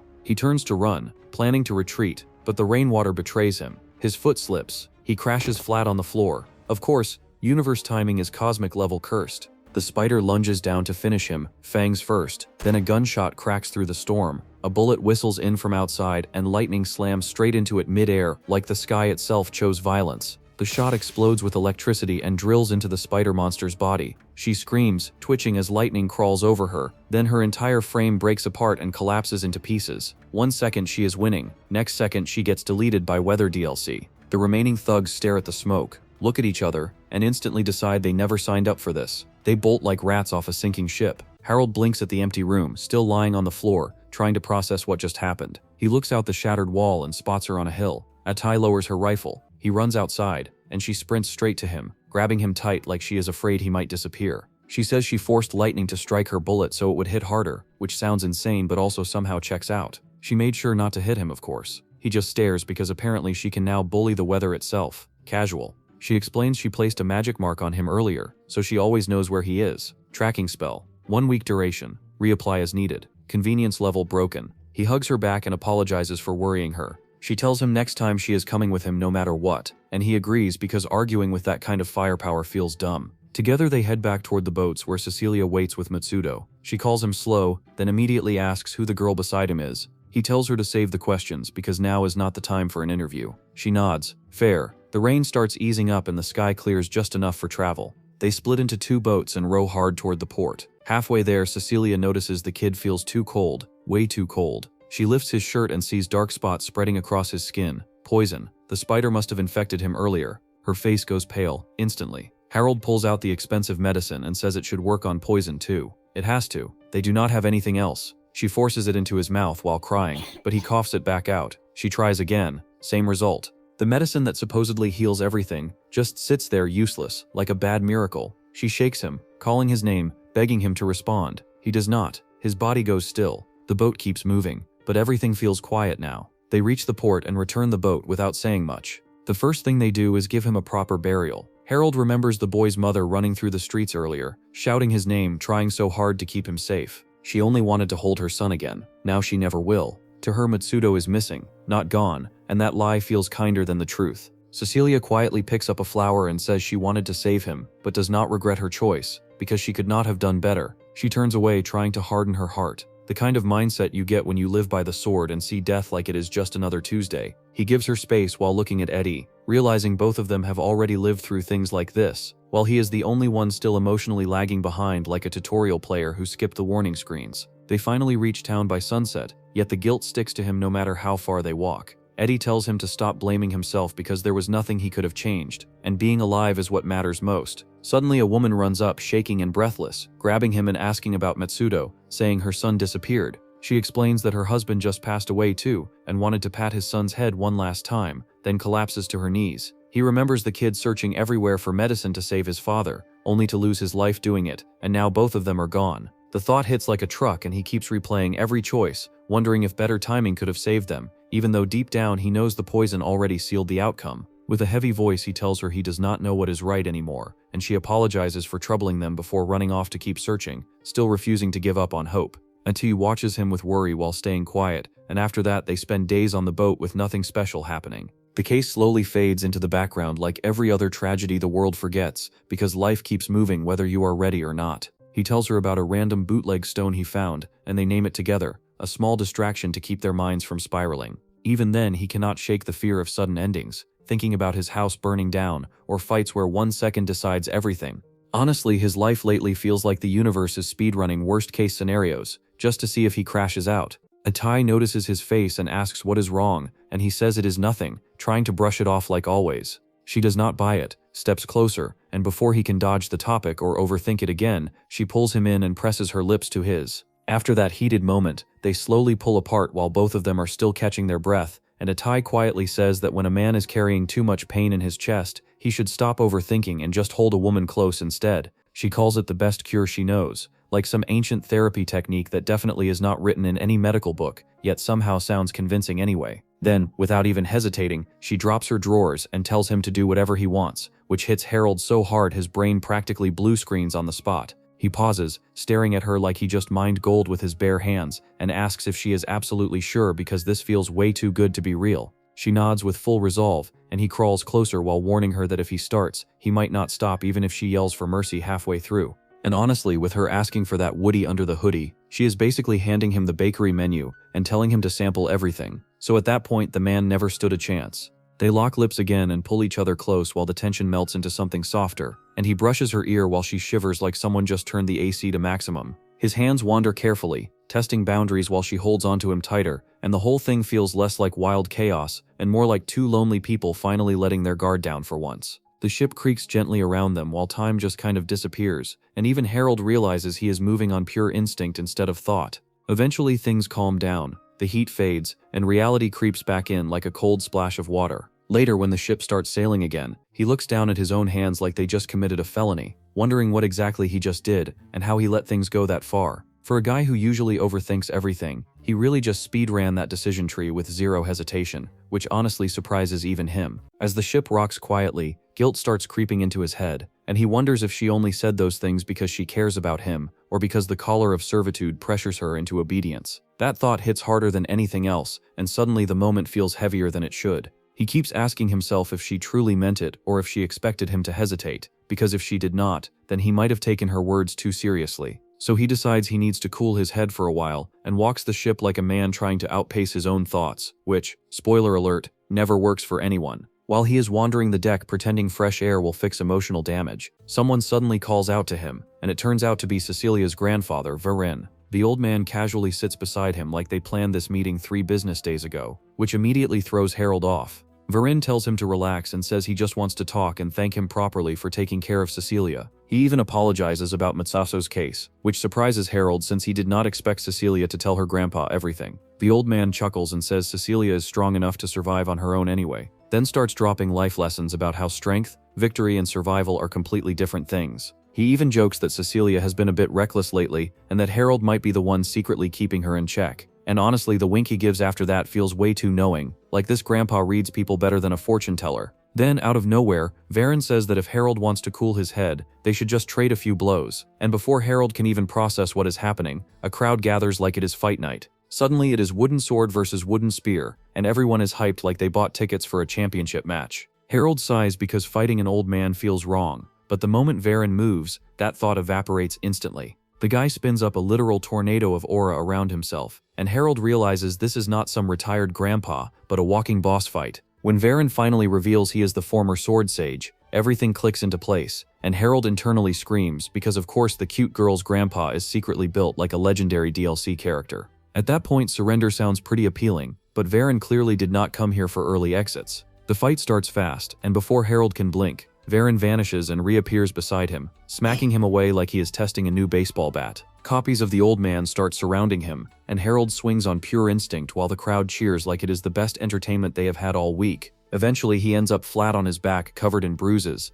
gasping that he only lasted a few minutes, which accidentally reminds him of earlier and makes him mentally facepalm at his own timing. Varin laughs and asks if his head is cool now, and honestly, after that beatdown, Harold feels calmer than meditation could ever manage. Once they sit down, Varin explains that worry and trouble are just part of being human, and even when he was a sword sage, his mind was full of doubts. He says people who claim they have no worries are just running from responsibility, which hits Harold harder than any strike earlier. Then the old man drops another bomb and reveals that war is about to break out on the northern continent, with the Empire using dark magic and experimenting with human-demon hybrids. Hearing that, Harold immediately connects the dots to the spider monster they fought, and realizes things are way bigger than random bandits. Varin admits he fled to protect Cecilia and left everything behind, even though he still questions if it was the right choice. Harold listens quietly and understands that even legends carry regret, and somehow that makes his own problems feel a little less overwhelming. For a so-called retired old man, Varin just delivered therapy, sparring practice, and world-building lore in one sitting, which honestly is crazy value for a free consultation. Harold finally accepts it. He has been drowning in self-loathing and forcing himself to stay calm like a kettle about to whistle. Yet maybe feeling messy inside is not such a bad thing after all. While the ship passes a small island in the distance, he steps into a little shop near the port and notices a plain silver ring sitting quietly among cheap trinkets. The sight instantly pulls him back to his old days working silver clay, remembering the merchant complaining that the material was not pure but still usable, if you knew what you were doing. The price is cheap, almost insulting, and that only convinces him more. If he wants to apologize to Atai properly, a store-bought gift feels lazy, but something handmade carries weight.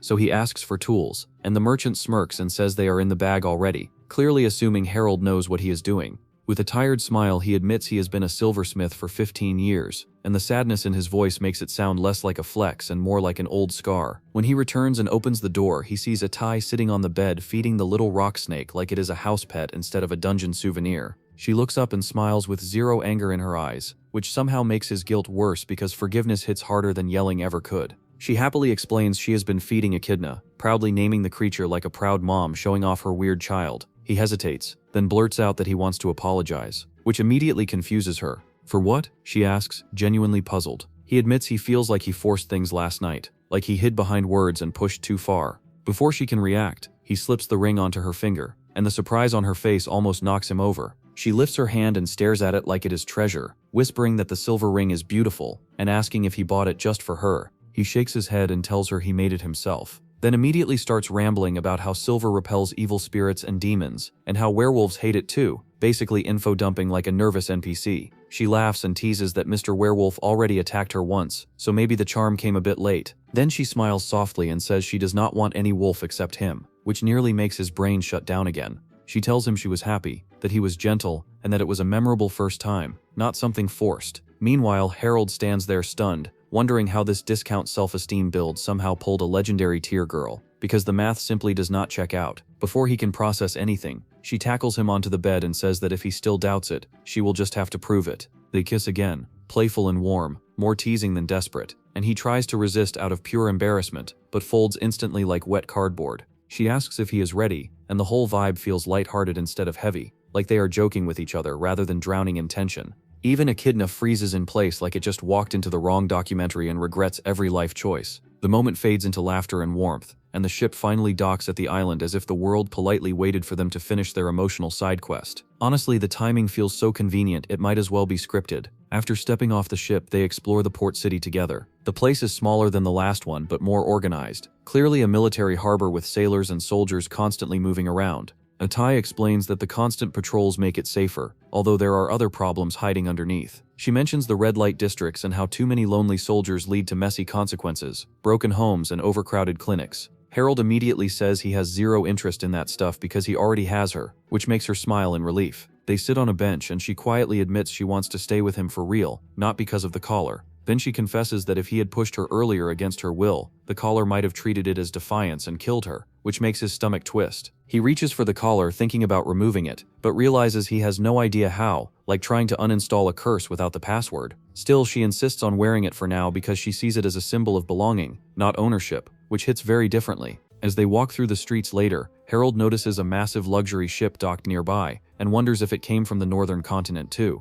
Something about the vibe feels suspicious, especially when he spots a chained captive being dragged across the deck. The next day passes quietly until they receive a flyer about a night market, so they head out to check it, thinking it will just be harmless sightseeing. Instead, they walk into chaos, casinos glowing, crowds everywhere, and the energy screaming someone is about to lose money they definitely cannot afford. Sure enough, they find Cecilia dominating a poker table, like a tiny gremlin king, winning non-stop while everyone else cries internally. Harold immediately hopes her grandfather never sees this because explaining your granddaughter is speedrunning gambling addiction sounds like a death sentence. Later, back at the ship, they run into Varen literally carrying Cecilia like a misbehaving cat while lecturing her about responsibility. She argues she won everything, but he still smacks sense into her while shouting that her eyes are for swordsmanship, not dice. Harold and Atai watch the whole thing like it is free theater, whispering commentary under their breath because sometimes life hands you drama and popcorn at the same time. And honestly, between dungeon bosses, emotional confessions, and now casino gremlin energy, their party really cannot stay normal for more than 5 minutes. Atai looks at Harold in anger, wondering why is she calling him by his name, but she brushes it off. Harold starts poking her cheeks, saying that she is a cutie. This causes her to blush. At the cabin, Harold hears someone talk about a fire earlier this morning, A house burned down and the next one was half destroyed. Harold wonders why. To lose their home to a fire is something only he can imagine. It's very frightening, whispers Atai, chiming in that it sounds dreadful. Harold says it can't be helped and they will be leaving the island soon. He just thinks that it would be troubling that it happened here. After they leave the island, they wonder if they should head for the western continent. Harold asks Atapi, as they have one more relay point between them. All of a sudden they spot Cecil, who is still pouting, after receiving no help from her cake battering session. She calls Harold a cold-blooded lizard, as she continues to tease him for having a V-card. Harold thinks that he is no longer a V-card keeping nerd, and if she is going to town then they will try not to get involved too much. Atai on the other hand gets jealous, asking if he is too kind because of Cecil. Harold wonders what's this about. How can anyone get jealous over a piece of trash like him? Atai angrily says that she is small, thin, and cute. It's as if she is the kind of person he would want to protect. Harold looks at her in surprise, asking what's her problem, but she sadly says that it's nothing. Harold can't help but wonder if she is just in a bad mood. They're back in their quarters, and Atai wonders about the deck. Harold says they should go see the view. It will be nice to look around. Doesn't she agree? She smiles, but all of a sudden Echidna slithers between her bosom, ready to third-wheel their date. They look at the sky's cave, with lights surrounding the city, a very plain, ordinary view, but the view is not what Harold is here to see. He looks at Atai smiling, and he's happy that she is happy. After looking at the beautiful scene, Harold says that it's time to go back and Atai agrees. She wears her sun hat, much to his surprise. They run into Valen, who is still waiting for someone. They wonder what's up, what brings him out. With a very scary smile, Valen says that he's waiting for his idiotic grandchild. The look in his eyes makes them realize that he's not very happy. He must be after Cecil. Harold tries to lighten the mood by asking what his plans are after they head back. He replies that he will be hanging his grandchild, and it can't be helped. That's all he knows at this point.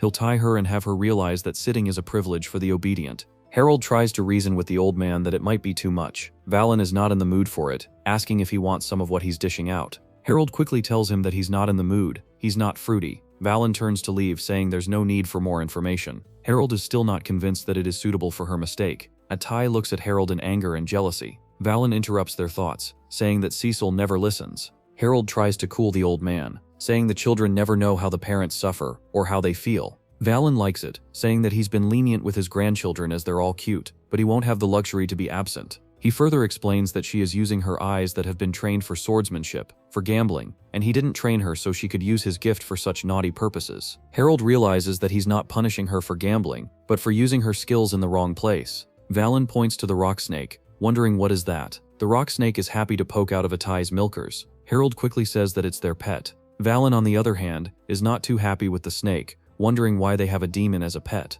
This surprises everyone. Even Harold raises an eyebrow, wondering how can they not know it's a demon. Harold just thinks that the rock snake is interesting, and he doesn't care if it's a demon or not, but he wonders how can he tell. The old man explains that back in the labyrinth, it seems as if Atai knows that it's a demon. This surprises Harold even more, who wonders if it's true. Atai nervously says that she wasn't sure he knew when they decided to take the little rock snake. This turns super embarrassing for Harold, as he is stupid along with being a loser. Valen tries to raise his spirits, saying that only a few are capable of taming demons. Atoi also tries to cheer him, saying that it only happens in stories. It's rare for demons to be friendly. Harold quickly changes the topic, hoping that Cecil will come back. This causes the old man to smile like a man constipated for a week, saying that she better come back soon. Harold smiles, offering to look for her. In reality, he just wants someone else to be embarrassed as well. Atagal also wants to see her punished. They walk through the streets trying to find Cecil, but it's of no use. They finally hear her voice in a gambling den. Harold thanks Atagal for her keen hearing. After being a loser for all his life, now he has evolved into a simp. Atagal looks at Harold, saying that she wants a favor if that's okay. Harold looks away in embarrassment, saying that he will do whatever she wants. They look around wondering what the hell is happening. They arrive at a burning building. People are panicking and running around and flames are spreading everywhere. They wonder what the hell is happening. One of them wonders why has he started a fire after losing to a girl. They try to run away, but instead of running away, Harold and Atai walk right into the heart of the flames, trying to spot Cecil, but it's of no use. They finally spot Cecil, holding her sword against a column of flames, yelling angrily, why are they trying to start a fire? This is a place of fun. Her opponent says that they're having as much fun as possible, but after they lost, they lit up a little fire, a nice barbecue to go with their defeat. It's their idea of fun. Harold tries to spot who is it. The man on the other end points at Cecil, saying that she's the reason they started this barbecue night. So if she had lost, this wouldn't have happened. As Cecil is about to attack, the man takes his leave along with a beautiful elf behind. Harold quickly grabs Cecil, realizing the gravity of the situation. They can't stop the fire now, but they will have to try, or else the whole town will burn down. Cecil, on the other hand, faints. After all, it's been a hard day. Atai looks unimpressed, saying that she's fainted, probably too much heat for her, but it's good that she's safe. Now they should take her home. Harold can't help but wonder if she's responsible for her unconsciousness. Atai looks guilty, saying she would never do something like that. She smiles, with flames burning around her, saying they should get going. As they turn to leave, they meet Valen, who is happy to find Cecil, as he learns of the problem she has landed herself in. He can't wait for her to wake up so that she can be hanged. Later, the couple moves away. Atai whispers that she wants to take a bath now, as she's a dirty little girl after going through the fire. Harold realizes this is the favor she wants. He wonders if he should accompany her. Later, they do everything except take a bath. They definitely get wet without turning on the shower, locking lips, dropping down, and Atai giving Harold the Gok Gok 3000. After their passion continues to collide, they finally fall asleep. When Harold finally wakes up, he notices Atai is still asleep. He looks around, noticing this rock snake wanting to show him something, with his own snake not being able to get up anymore. He follows Echidna, grabbing his spear and wondering what it is about. They move away from the ship and look at another building burning. They wonder what the hell is going on. There are no buildings around, so the fire won't spread, but it is still messy that there is a fire here, and it is natural for fire to start all alone.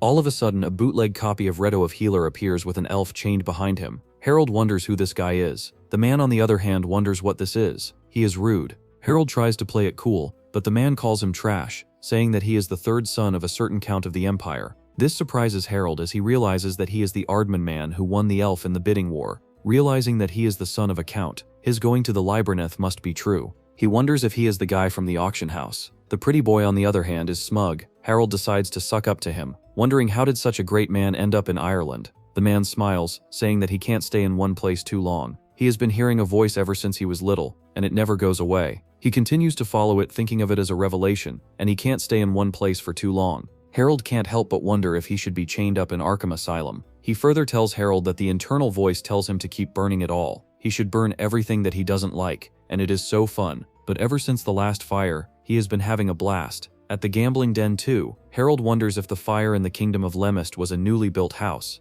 He replies that it was new and looked perfect. Realizing that he is the one who burned down his house, his face turns dark as he is ready to throw hands. But Harold decides to be the bigger man, as he doesn't want to throw hands over a house he didn't care about. Not anymore, at least. Looking at the madman, he wants nothing to do with him. He tries to excuse himself, but before he can go, he finds a sword to his neck, with the Count saying that how can he think he can go after learning the truth? He won't let it spread. Harold promises never to tell anyone, but the man tries to be poetic about how dead men tell no lies. He will deal with those who saw him at the den as well, and he is also going to go after Cecil and torture her to the best of his ability. Hearing this awful plan, Harold thinks that Cecil is strong. He can't beat her, but he needs to run away. He looks around for Onyx, wanting to save him from the fight, and the little snake is hiding, looking at its master being manhandled.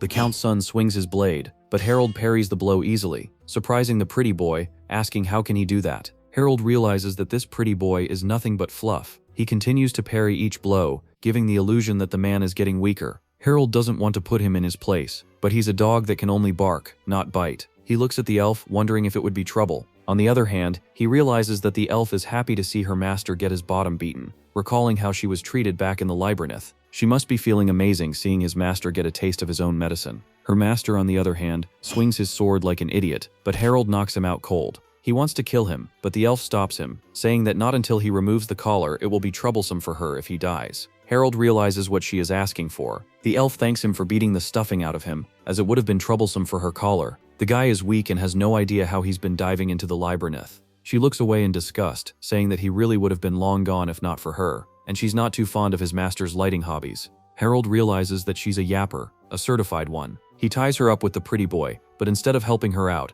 he posts a sticky note on the boy's head, labeling him as the fire starter before moving away. But the elf is still bad-mouthing him, wanting to cut off his twig and feed it to the door. After hearing her foul-mouthed threats, he turns to leave. As a ship starts to sail on the deck, Cecil is tied up and she's not enjoying it, pleading with Grandpa to let her down. She tries to use her puppy dog eyes, but these eyes are the reason she's in this position. Valen yells that if that's how she plays, she will end up with some stranger. Cecil looks away, saying that she likes gentlemen. Valen wonders what is she talking about. He continues to scold her. Harold looks at the Sword Saint family work it out from a distance. He finally decides to go back to sleep. As the ship continues to sail, he wonders how much further until the next continent. The sailor tells him that there's one more day on the island than the next. It will be 2 weeks. Harold realizes it's been 20 days since they left. A lot has happened. He recalls his little showdown with Pretty Boy, and he hopes that they can take it easy now. When they finally arrive, to their surprise, instead of humans, little cats are walking around on 2 legs, wearing clothes. Atai whispers that they are intelligent cats.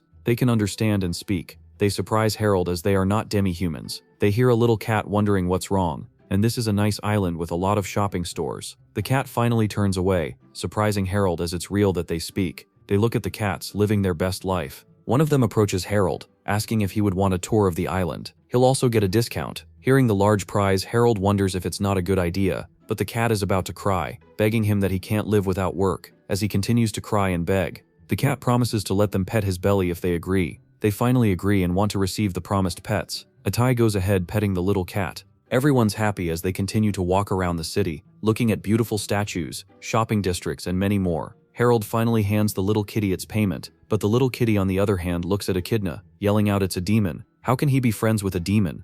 Harold tries to hide a snake, but it's out of his bag. The cat promises not to tell anyone. They soon hear a scream and look at a cat drowning, and no one can swim after all their cats. He realizes that they're going to die, and he can't ignore it. Trying to act like a hero in front of Atai, he plunges into the water. After saving the kitty and getting a towel rubbed by Atai, he's celebrated as a hero. Their guide also says that he's not a bad guy, so there's something he will tell him that he can't tell other customers. A secret place where he wants to take them. They wonder about the secret place. The cat promises to let them meet someone who wants to talk to them, someone that he can't show others. Their curiosity is blazing. As they continue to hear about the mysterious person they will meet, they finally agree and walk down a dangerous path. Falling from here will mean confirmed death. The guide explains there's an old tale about a demon in the underwater castle. If they carelessly fall, they will be dragged down and never to be seen again. He smiles, saying that he doesn't believe, and here he is. They reach a little beach place, but there's no one here. The cat explains that mermaids are here. They're the ones he wants them to talk to.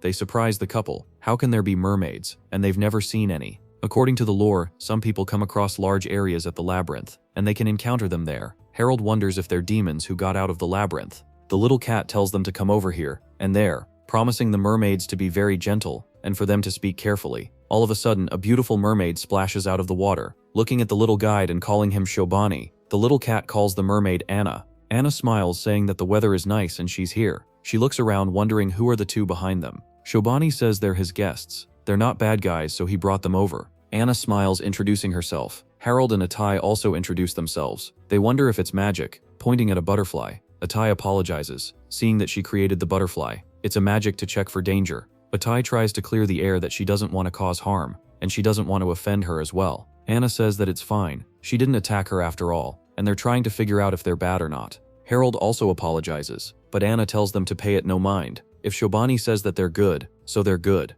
Shobani then says that they should have a chair. They start joking around, and they start getting along pretty well. Looking at the beautiful scene before them, Harold says that it's nice scenery, and he wants to roam around. They start looking around.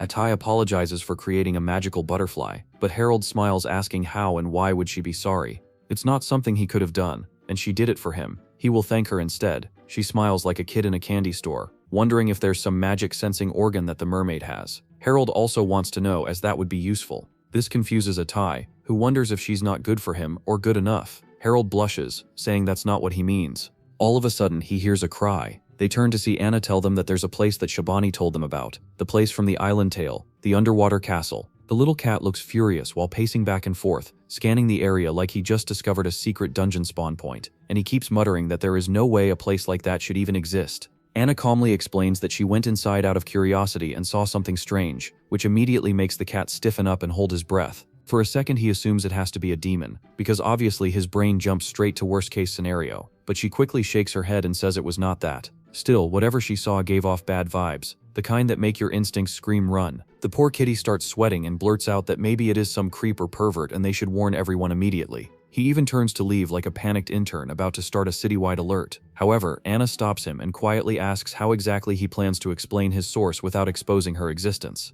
That question hits hard, and Shobani freezes mid-step because if people find out a magical creature lives nearby, things will get ugly fast. Anna nods and adds that humans will not assume she is friendly. They will assume she is a demon, and try to exercise first and ask questions never. Wanting to help is kind, but running in blindly will just cause trouble for everyone, so they need to think it through. Harold listens quietly and feels curious, yet he also understands they are strangers and cannot just insert themselves into every mystery like side quest heroes. The cat asks what they should do next, sounding way less brave now. Anna says she needs time to assess the danger and plans to go check again herself. Shobani tells her to be careful, and she smiles warmly, saying she loves how kind he is, which instantly makes the little guy malfunction like a flustered NPC. Meanwhile, back inside the inn on the ship, Cecilia complains that her grandfather does not need to babysit her anymore. Yet Varen refuses to leave her side because apparently her decision-making skills have expired. His back hurts badly and he should honestly be resting, but stubborn grandpa mode is permanently enabled. She asks how he heard it, and he brushes it off like it is nothing, which obviously means it is something serious. Soon they run into Harold and Atai, and Varen awkwardly greets them while reminding Atai that he is a man of his word. She smiles politely and says that is good, because keeping promises is kind of the bare minimum. Cecilia invites them to sit and eat together, and as they settle down, they notice a bunch of cats walking around serving food while acting like staff. Harold stares for a second because it feels like a fantasy cafe run by unpaid furballs, but Varen casually says it is normal outside this region, and he has seen it thousands of times. Harold asks if Varen has visited this island before, and the old man nods while explaining that long ago he traveled the world with his wife because it was her dream. His tone softens as he talks about her, then admits she passed away not long after that journey. Cecilia adds that her grandmother died before she was even born, which makes the table go quiet for a moment. Harold apologizes, yet Varen waves it off and says he is grateful for the time they shared, because dwelling on regrets changes nothing. Then he casually brings up an old superstition about an underwater castle somewhere beneath the island, and suddenly everyone leans in like it is story time. He explains that when he was younger and more mobile, he spent hours searching for it, and even tried splitting the sea with his sword, joking that he learned the trick from Moses himself. Harold just blinks because this grandpa either has god-tier skills or is trolling with legendary confidence. Cecilia questions him, asking if he is lying, but Varen insists he did it secretly at night so he would not scare the cats, only to realize it was too dark to see anything anyway. It sounds ridiculous, yet he says it so straight-faced that nobody can tell if he is serious or just flexing for fun. Then his tone turns more serious as he says they will soon reach the western continent, and this might be the right time to part ways. He thanks them for everything and hopes they will meet again someday. Harold returns the gratitude, feeling oddly attached to the duo already. Cecilia casually blurts out that she likes Harold, which nearly detonates the atmosphere, and Varen instantly clamps a hand over her mouth and drags her away like damage control mode activated. Harold glances at Atai, expecting drama, but she stays calm, which somehow feels scarier than jealousy. Later the next morning, Harold and Atai are still in bed messing around and trying to get his rock snake to wake up, which honestly sounds way more suspicious than it is, but life refuses to give them privacy. Out of nowhere, a mermaid suddenly pops up near their window, and both of them scramble away like kids caught skipping class. They awkwardly ask what she wants, half joking if she plans to join them, which just makes everything 10 times more embarrassing. Eventually they meet her at the beach, where Anna looks serious and asks if they can handle themselves in a fight. She explains that she can use magic but cannot ask humans for help directly, because magical creatures stepping forward usually end up hunted. Harold immediately realizes they might be her only option.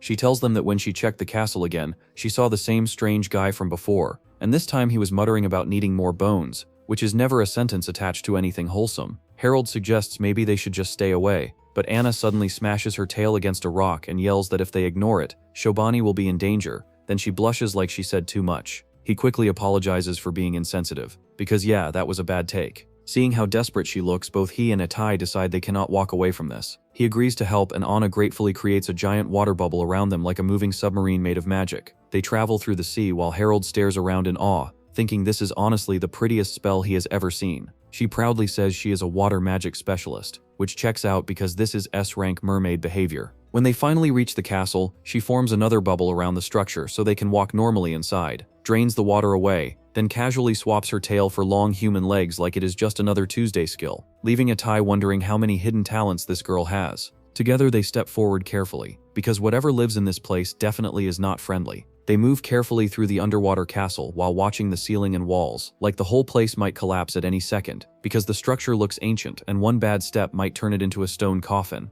As they pass through the halls, the little butterfly floating beside Atai suddenly stiffens and senses danger down the corridor, which instantly puts everyone on edge. They step into a small chamber, and before Harold can even breathe, Atai snaps a warning and tells him to look out. He dives aside just as something massive crashes down behind him with a thunderous slam. A giant golem rises from the dust, creaking like an old machine, and Harold immediately recognizes it as one of those magic puppets he has heard about in stories. However, the closer he looks, the worse it gets. because this one is not stone or metal. It is made entirely out of bones. The golem lurches forward and tries to grab him, so he jumps back again while realizing this thing is built from stacked skeletons, all fused together into a fake human shape like some cursed art project. He asks Anna if this is the demon she saw before, yet she shakes her head and says the thing she sensed last time was different. And Dai quickly reasons that someone must have created it, because this screams craftsmanship, not monster spawn. Then they notice a small sparkle inside the ribcage, like an eye peeking out from the center. Atai immediately connects the dots and says the real enemy must be hiding inside the armor. Right on cue, a smug voice echoes out, and some guy starts smiling like he just discovered villain DLC. He boasts that they will never break through his bone armor, like he just trademarked the word bones. Harold honestly wonders why this man is so obsessed with skeletons, because bro talks about bones like it is a lifestyle choice. Instead of arguing, they decide the simplest plan is to knock the golem down and drag the nerd out. However, Atai calmly says she has a better idea and pulls out her sniper like it is just another Tuesday. She fires one precise magical shot that threads clean through the gaps in the ribcage, blowing apart the armor and exposing the guy hiding inside. Harold whistles and compliments the shot, because yeah, that was cracked aim. The armor being made of bones actually works against him since there are holes everywhere. For a second they think it is over, but the man stands there perfectly fine like nothing happened. Ati reloads immediately, already knowing something smells off. The guy starts acting all mysterious and keeps repeating how he cannot die and will never tell them why, like he rehearsed this speech in the mirror. Atai is not impressed and casually calls him a necromancer, saying undead types never die from normal damage anyway. She explains that they have to crush his head to finish him, because that is the usual weak point. She lines up another shot and fires, yet the bullet literally bounces off his forehead like it hit a wall. Harold stares for a second because that forehead is criminally large. Bro does not have a forehead, he has a beforehead and an afterhead. The necromancer finally realizes they figured him out and starts yapping again, trying to sound intimidating while basically info-dumping his whole plan for free. He brags that the castle has been buried for 300 years, but recently the sea split open and exposed it, which Harold immediately links to Varen's split the sea flex earlier. The guy says he discovered powerful golems here and needed tons of bones to build them, and honestly he says bones so many times it feels like a drinking game. Then he drops the big reveal and says the castle itself is made of bones too. Walls, floors, everything. The whole island is basically one giant skeleton mech. The place starts shaking and lifting as he laughs, saying he can control the entire fortress freely. Harold cannot help thinking this looks like a bootleg Infinity Castle from Demon Slayer. The necromancer declares he will use the castle to wipe out the nearby island, and then stack even more bones to grow bigger and take over the world. Before they can respond, dozens of zombies crawl out of the walls and rush them like discount horror movie extras. Atur quickly warns Harold that these puppets have no poison or gimmicks, which means the only way to stop them is straight destruction. However, they are stronger than the earlier golem, and can reorganize their bodies over and over again. Harold fights one and smashes it apart, yet the bones instantly reconnect like nothing happened. Another one lunges, then another, then 10 more, and suddenly it feels like they are stuck in an endless spawn wave. His spear keeps clashing against bone after bone, and the strain starts showing. He knows if the spear breaks, they are finished. Meanwhile, the entire castle keeps drifting toward the island like a giant floating death trap. He tries to stall for time, thinking maybe Varen will notice something and intervene. Yet by the time help arrives, there might already be bodies everywhere. The puppets keep closing in, and his arms are getting heavier with every swing. Then he sees Atai get grabbed by several bone monsters at once, and something inside him snaps hard. The necromancer laughs and says their corpses will make great materials, like he is talking about spare parts. That smug grin finally pushes Harold over the edge. His vision darkens, blood starts leaking from his eyes, and Atai yells for him to stop. However, he has already decided. He grips his spear and activates the forbidden move he swore not to use. Power floods his body as if space itself tears open, and he unleashes the earth-piercing spear in one violent strike that shatters everything in its path. After that, everything fades to black. When he wakes up later, he is lying inside a bar, confused about how they even got there. The world looks wrong, almost colorless, and he realizes his left eye cannot see colors anymore. Even so, he does not regret saving Atai. Still, he understands he cannot keep using that power, because the price keeps climbing every time. He wonders why his father used it so easily while he struggles to control it. Atai rushes in and asks if he is okay, and he smiles to calm her down. She says that must have been the last resort he mentioned, and begs him not to ever use it again. He promises, because seeing her worried face hits harder than any enemy. She explains that his attack pierced every bone structure in the castle and erased both the necromancer and the fortress entirely. Hearing that, he finally relaxes. Later they meet Anna and Shabani at the beach, and both thank them sincerely for saving the island. The cat even bows, which looks weirdly formal for a tiny furball. As thanks, they present what looks like an unconscious girl, but Anna clarifies it is actually a human-shaped doll. Harold accepts it politely, though the gift feels random. However, the moment he touches it, the doll suddenly wakes up and starts moving on its own. He freezes because yeah, that is not a doll anymore. Now it is talking and asking who they are. Bro really just unlocked a bonus character he did not order. Harold and Adie look at the doll, asking her who she is. He can't believe that the clanker just moved and spoke. He introduces himself as Harold and also introduces Adie. He tries to clear his brain. This is not the time for introductions, but to figure out what they know about the doll. He asks the doll who she is. He is told that she was found in the ocean. The doll tries to remember who she is, but her system crashes. She can't recall the moment. The moment she fell into the ocean and stopped working is all she can remember. Anything before that and after that is a haze. She closes her eyes. She can't remember any of it, and for all she knows, she would have decayed if not for them. Therefore, she spreads her dress graciously, telling them that to show thanks for rescuing her, she would dedicate herself to them. Harold wasn't expecting this 10x10 robo-baddie to just dedicate herself to them. All the possibilities. First of all, he gets this doll as a thank you, and now the doll wants to thank him too. He looks at Adie, clueless, wondering what they should do. Even Adie is speechless. She volunteers to take the doll with her for the time being. She doesn't want to leave a kid with amnesia by herself. Who knows what Harold will do? She doesn't want Harold to turn into Diddy, and since she is a doll, she doesn't worry about Harold being taken from her. As long as he is okay with it, with her being his only woman,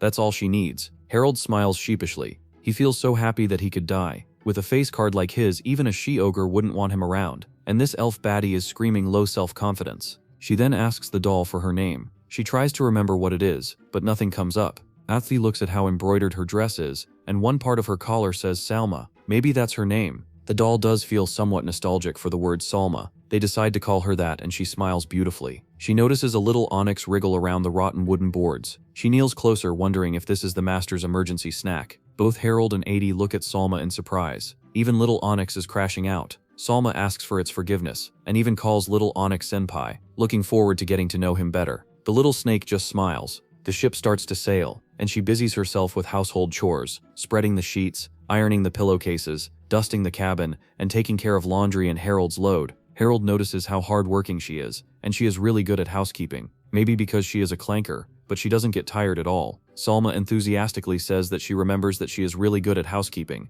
He has never been worried about chores, since he likes living like a teenager at a frat party. But from now on, Salma will come in handy. She is even getting along with Echidna, bringing its meals. They finally reach the harbor city on the western continent. Harold smiles, looking at the city, as this is where their long boat journey ends. A voice calls out to him. Amadi brings his attention to their companions leaving for good. She wonders if they should go and give them a farewell, but Harold just smiles. It will only be repeating stuff. There is no need to do that again. The crew embarks on their new journey together. Now that they're in the western continent, it's time for Atei to take off her hat.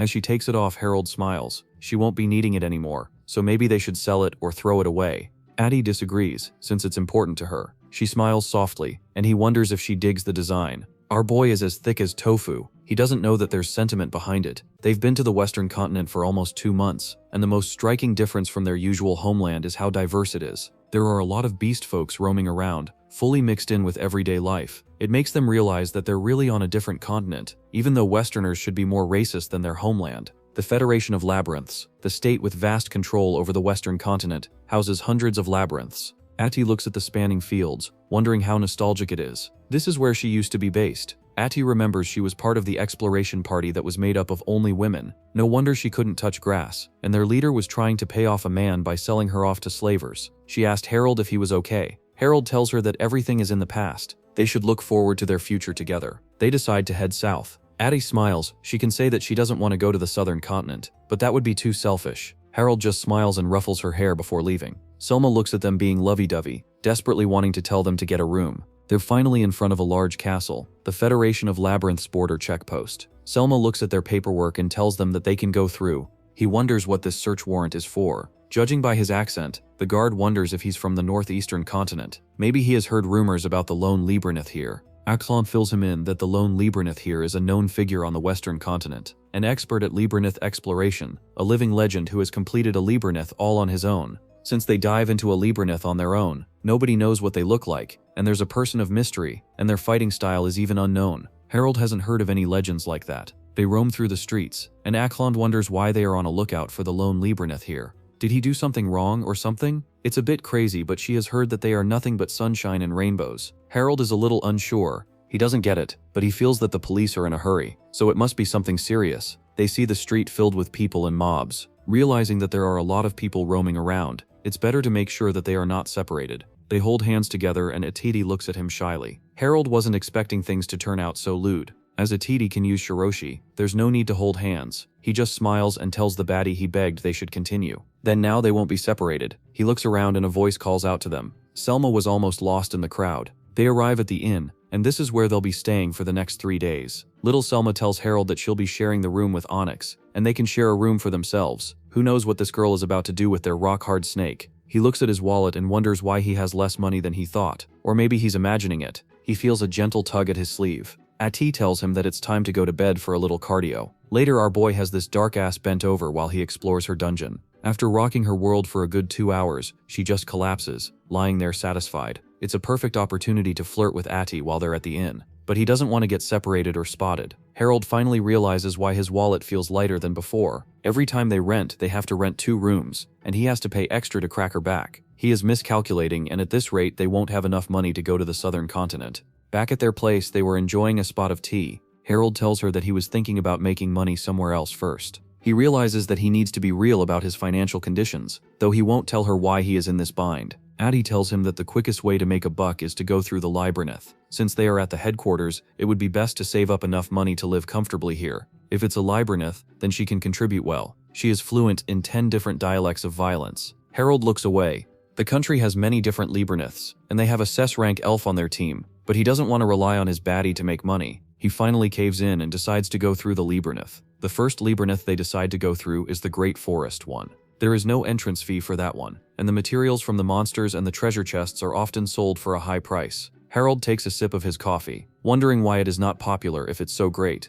Ati says that there is a specific reason why it's not on everyone's bucket list. The labyrinth doesn't have a structure where they can go deeper. It doesn't have levels, but the whole forest is a labyrinth, and as they go deeper into it, the fog gets denser. Explorers don't realize it, but they end up losing their way and getting stranded for 10 years just to become Tarzan. Without magic or a technique that determines one's location, they can't explore anything. Harold sighs. If only he had Google Maps on his side. He still decides to go over there, and he also feels something is off. There's a rumor that a diviner appears in the Great Forest Labyrinth, and if they meet it, it might be a great stroke of luck. The diviner is a mysterious entity that offers advice. It's an emo life coach, and those who receive its guidance can grow stronger or make their own fate. It's also said that it's really rare. Harold wonders about its advice. A voice calls out to him. Selma wants to accompany him as well. He wonders why. This is monster hunting and life-staking battles they are talking about, not ironing the sheets and folding the laundry. He knows that she's good at housework, but fighting is another thing. Harold tells her that he's only planning to get the grass on the layout today.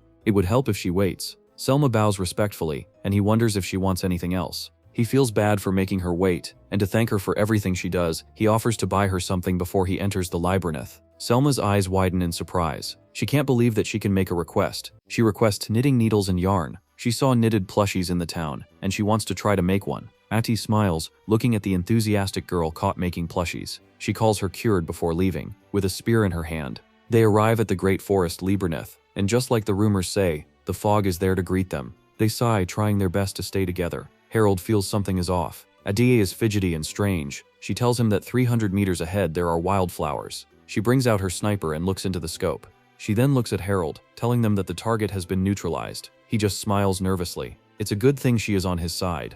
He couldn't dream of cheating with a blicky as his reward. The fruit from the monsters can sell for 1,500 yen each, and the market price hasn't changed. He smiles. It looks like Ada here is really knowledgeable about the labyrinth. Did she cross it sometime? She tells him that she was alone here often, and after joining a party she stopped coming here often. Harold notices how everything seems familiar to Ada. It looks like this place holds a lot of memories for her. Has she ever met the diviner they speak of? Adi tells him that she wasn't so lucky, but when she was alone, she was always uneasy. There was a time when she wished that there was someone besides her. Harold now realizes why she is the clingy type. In the end, she did manage to find companions, so there was no need for her to meet with the diviner. Harold smiles and tells her that they should continue. He accidentally stumbles on a pebble, saying that the fork is as thick as his baby batter. She tells him to watch his step. He knows that her eyesight is 20 by 20, but how can she walk through the fog without getting lost? She just smiles, saying that she has her own magic. She shows him a little route. It's called guidance. The little route will always point to the direction they want to go, and she is also using other spells. She tells Harold to look behind him, and a little bird is flying. It turns out she has been pulling some Disney-level magic by using small birds to navigate the path they have taken. And there's something more as well. Harold looks at her and whips out 2 portals. It might look clumsy, but its accuracy is pretty high. Harold can't believe that she is so amazing. She blushes at the compliment, telling her BF that these spells have a lot of limitations. All of a sudden, a nearby bush rustles. They're on guard, and Harold, like a true man, hides behind his baddie. She tells him that there's something there, and it turns out it's a person. The person sighs. It's a good thing she's saved. She got lost, and if they know the way out, she wants to leave. A new baddie has joined the fray, and the plot thickens as she recognizes a tidy, wondering why she is here.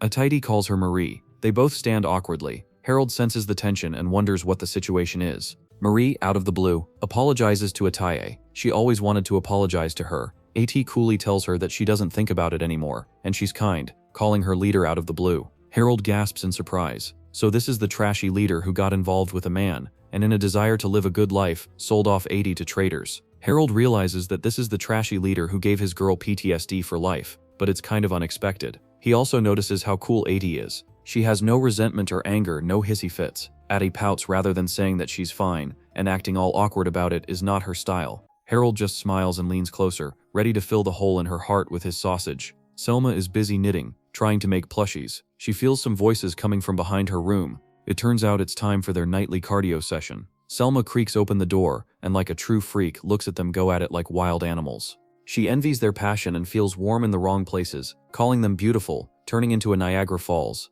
After meeting with Marie and awkward reunion, they continue their days exploring the dungeon and each other. It's mostly stabbing trees, picking up loot, and trash-talking about Marie. The Marie person was quite different from what he expected. He thought that she would be kind of a villain, but as long as men aren't allowed, she has a decent personality. They finally return to their inn. Their labyrinth exploration is lining up their wallets nicely. It looks like they'll be able to set off for the southern continent soon. But now that he thinks about it, Selma and Echidna have been really close, and they've been exchanging greetings through the door. But he hasn't seen them a lot. He was too busy exploring dungeons and cracking his baddie's back. He wonders what's going on with it. Normally they would rarely show their faces. He gently knocks on Selma's door. He hasn't seen her lately, so he wants her to come out. The doorknob quietly turns, and the door creaks open. Selma greets him kind of suspiciously, welcoming him back. He raises his eyebrow, asking if he can take a look inside the room. She's acting sus. Maybe she has been playing with Echidna the wrong way. After all, he's a rock-hard snake. She nervously tells her that there's no need for that, and he can go around exploring. He wonders what she's hiding, and she starts sweating buckets. He finds his suspicions and tries to force the door open, but she holds it in place. He gasps in surprise. Selma isn't the type to hold out on him,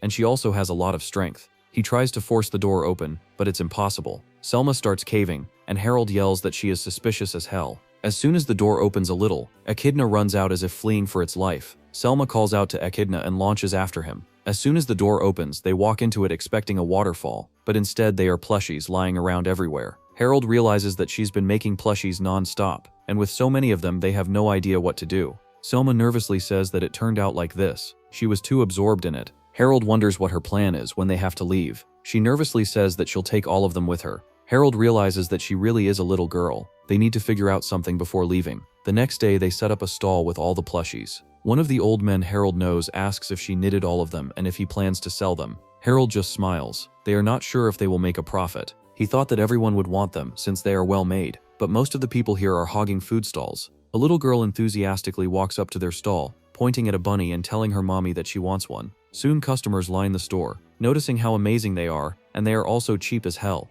The plushies fly off the shelves until they are all sold out. Selma looks at the one remaining in her arms. She sadly whimpers that this is the only one left. Harold feels bad for making her sad and making her sell all of them. He gives her a lot of money he earned. The money came from the plushies, and she can use it however she likes. She enthusiastically says she'll buy lots of materials and mass produce again. Harold smiles. Selma goes to the one-man sweatshop. She can really make a killing in China. They decide to head back to the inn. Selma looks at them with sheer surprise and realizes there is going to be more than a cardio session tonight. Selma feels a pang of sadness as she looks at the bond Harold and Atty share. Later at night, Harold feels something strangling him. He opens his eyes and sees a dark shape creeping through the room. He wonders if it's Atty. Selma says that the madam is taking a bath. He finds Atty as naked as the day she was born and covering all of her sweet spots. He also realizes that he's tied down and wonders what the hell is going on. Why can't he move? The thread is binding him to the bed. All of a sudden, Selma says that there's a hole. Ayo, pause. Harold wonders what hole she is talking about, and she says that ever since he saved her, she has felt a hole in her heart, as if something is missing. Someone tells this doll that this is not the way they need to fill holes, or else she'll turn into an OF model, maybe because she has no memories about her past life, but she wants to see what her heart is. Harold didn't realize that she was struggling with a midlife crisis, and making those doors was some kind of coping mechanism. He wonders what this situation is. Why is he tied down? Selma innocently says that he saw how he cracked the madam's back over and over again. Harold gasped in surprise, embarrassed as hell. Selma recalls how amazing Madam looked while she got his donut stick. Her face was full of bliss, and she wanted to receive some of that warmth as well. She wants to understand what it feels like to be a woman, and if there's a hole, there's a way, and her heart will finally be filled. She gently peeks at his rock-hard abs, and he tells her to stop. He doesn't want to answer to Atacy's assault rifle. He struggles against the silk, but he can't untie it. Selma just laughs. She can use threads as weapons, and never expected to reveal it in such way. She creeps on top of him, saying, "This is not a betrayal to Madam. She's just here to learn if a doll can feel something and what a heart is. Our boy shouldn't suffer like that. Let me take his place. I'll tell her the true meaning of being a human and having a heart." She leans closer and starts taking off his pants. In this state, he won't do. She realizes that his little worm is sleeping, and Harold stutters that he can't perform due to the girl's stress. He realizes that he needs to give his worm a little kiss to get it to activate. Looking at the little joystick, she is fully prepared. Harold tells her that it's enough. If they continue, they will have to part ways. This is enough to snap her back to her senses. That would be troubling. She doesn't want to stay alone. Harold sighs. It should be troublesome if this continues, and no one wants to stay with someone who causes trouble. Selma feels bad and realizes that if she has to be separated from them, then she'll feel the emptiness inside her heart. She apologizes. Harold smiles, realizing that her memories might return someday, so they shouldn't dwell on it too much. She smirks and teases him by flicking her hair, telling Harold she'll be waiting for the time when he will feel the emptiness. She rubs his dick one last time for good luck. When the time is ripe, she'll be ready. Atirol is walking towards the cabin, smiling that the bath was great. She looks at Harold, looking exhausted, and Selma gently wipes her mouth. She wonders if something is wrong, and Selma says that Master was asleep and she woke him up. She also notices a tent in his pants. She looks away nervously. It looks like he's happy to see her, or just cold. Harold curses Selma for getting his snake all activated. If he takes his eyes off her, she might cause more trouble. He needs to keep her within his sight. Her power and her threat abilities are too strange. Maybe he should bring her along for dungeon exploration as well. They are walking through the forest, and both Addie and Harold are amazed. They just stand there in stunned silence as Selma makes her plushie walk on its own. She explains that this is a plushie that she has named. Selma doesn't care about it, but she can just make stuffed toys walk. She explains that it's her curse technique. She can use threads to make them walk, dance, and even do parkour. With a twitch of her fingers, the little teddy starts dancing around, walking up a tree and posing heroically. Selma smiles and shows off what those threads can do. She grabs a tree and uproots it effortlessly, using her threads. Harold sweats in his boots. It's a good thing she didn't use her threads on his little plant. With such monstrous strength, it's no wonder he couldn't break free. The little bear then punches the stuffing out of one of the monster trees. Selma and Ati look at the little plushie dominating the labyrinth. It feels kind of surreal. Selma says that if she had more plushies, she could make a whole execution squad. The whole forest would be uprooted by now. Harold realizes that this little girl can cause deforestation on her own. He should have kept a few plushies around, and bringing Selma to the labyrinth was the right decision. At this rate, they will be able to resume their journey comfortably within a month. He is still worried about what she did yesterday. It looks like she understands. She smiles proudly, continuously wrecking the forest. Though she is a doll, she has lost her memories, and he wants to teach her some common sense.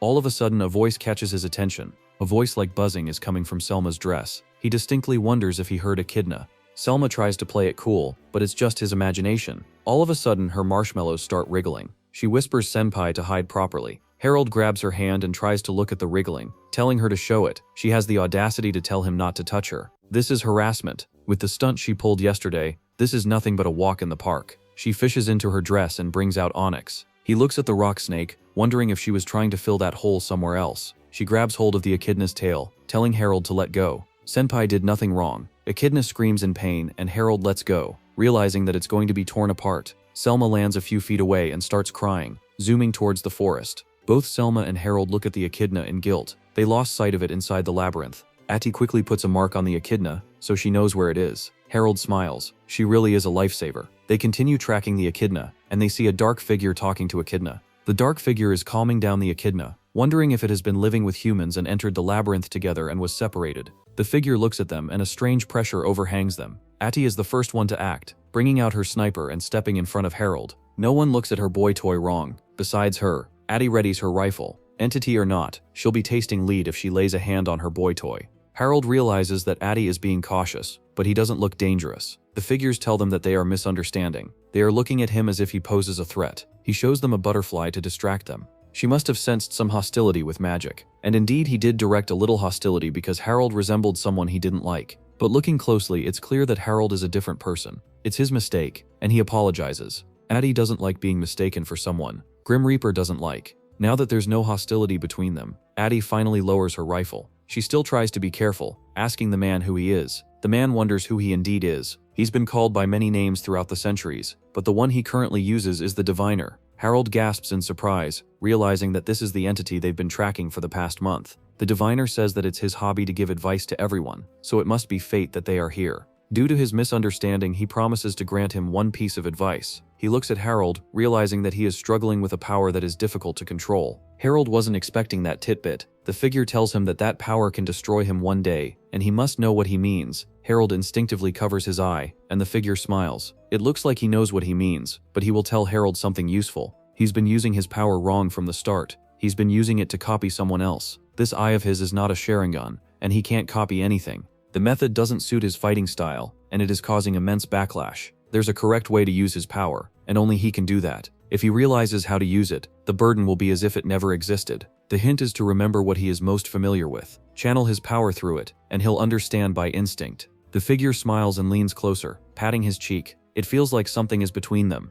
A strange sense of familiarity because of a connection. Harold looks at the figure that closed the distance between them in an instant, asking who he is. The figure dissipates in a column of mist. Harold is shaken, and Aishi asks what's wrong. Selma looks around. Where did the golden-eyed man go? He said that he would give them advice, and just disappeared. Harold realizes that he's the only one who got advice. The power that the diviner mentioned must refer to his secondary power. He must channel it through something familiar. A lot has happened in the Great Forest, and it's time for them to head back. While on their way back, they see Marie hanging from silk threads, looking freaky as hell. She nervously smiles. It looks like they met again, and won't they help her? After getting her down, she smiles nervously, thanking them. She was careless to have been caught in a trap. Ati coolly reminds her that if not for them, she would have died there. Marie wonders who these people she hangs out with are. She's seen the man before, but the others are new. Selma introduces herself as someone who helps with housework. Naked Make smiles. It's their rock-hard pet. Harold is her master, and even though she was sold into slavery, he's been a kind and gracious person, and it doesn't seem that he's bad. Marie smiles.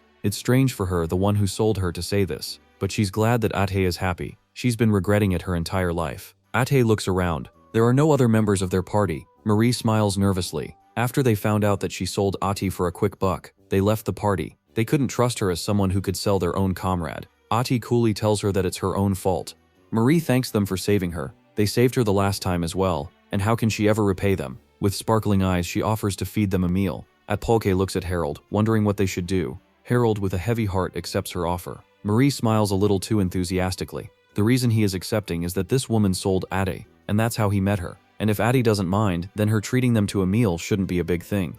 It might be some form of repentance. She just smiles, telling them that it's settled. She's smiling a little too sweetly, looking at her boy. Is drama going to surround him again? While Selma and the others are sleeping soundly, Harold looks at the window. He can't sleep after remembering the diviner's advice. Something familiar should be used to channel his power. Come to think of it, he can remember making something like that a long time ago. But knowing how big his power is, it's too dangerous to test it in the middle of the city. He decides to try to test it after leaving the city. Later, Selma and Echidna are throwing a hissy fit. Selma in her tantrum yells that she wants to eat well, along with Senpai, and it's unfair for them to leave alone. Harold tells them that Echidna needs to be under the wrap. If her true identity is exposed, it will be too polybromatic. And besides, Selma doesn't need to eat. After what happened yesterday, it's better to just stay put and keep watch. Neither Selma nor Echidna is too happy with the decision. The power couple arrives at the restaurant. Something feels off. Marie arrives wearing a skimpy dress instead of her adventurer clothes. Did she keep them waiting? Harold notices how she is dressed up for a black tie event. Maybe it's his imagination, but she is giving him weird looks. She is blushing out of the blue. Harold whispers into Ati's ear, wondering if she was always a weirdo. Ati whispers back that when it comes to men, she is always kind of weird. It's clear that this adventure is for the streets. There's no point in worrying about it now, so they decide to enjoy the meal and head back quickly. They are shown to their table. She has already made reservations after meeting them yesterday. Harold notices how well prepared she is. She wonders if they would like to order something. Ate looks at Harold and he outright says the most expensive dish should be fine. Marie wasn't expecting our boy to make this power move, but she finds it interesting. He looks more selfish than she expected, and despite how he looks, he is kind of masculine. Harold feels something is off about the way she is looking at him, as if he is the main course. She offers to bring the drinks, and asks if they want something particular. She even calls Harold-kun. Harold realizes that she is closing the distance between them at light speed. He tells her that he won't be having alcohol since it's bad for his legs, it makes them spread. He'll take tea. She smirks, calling him a disciplined son of a gun. He wonders what that was, and she tells him it's nothing. As he sips his tea, he wonders why she is staring at him. She just smiles, telling him that she is looking at the handsome waiter behind him. Atty tells Harold that she's always been like this, and she is relieved that her taste in men hasn't changed. It's because of that she'll never fall for Harold. She just smiles and also points at Atty. It looks like she has started liking someone. She thought that Atty didn't care about men, and she is lucky to have been bought by someone who could fall for Atty. Atty blushes, saying that it's true. Marie is acting all sons. She wonders what would happen if someone else takes Harold and flew away. How would Atty feel? Atty nervously says that she would lose herself to rage. The sky would bleed, and the earth would feel her wrath. She would even use a sacred treasure to summon Mahoraga. Marie smiles, and instead of being shaken, she enjoys her reaction. Harold wonders why he is out of the picture. They continue to eat the expensive dishes. Marie wonders if they know about the ill-liberated executioners. They've been asking about them at the check post. Now that she mentions it, they do remember the guard asking them, why are they looking for the executioners? Marie says that the entire sea between the southern continent and the western continent has frozen over. This is too shocking for Atty. She gets out of her chair, wondering what happened. It should be a warm region. Turns out a new labyrinth has appeared. Because of it, the entire sea has frozen over.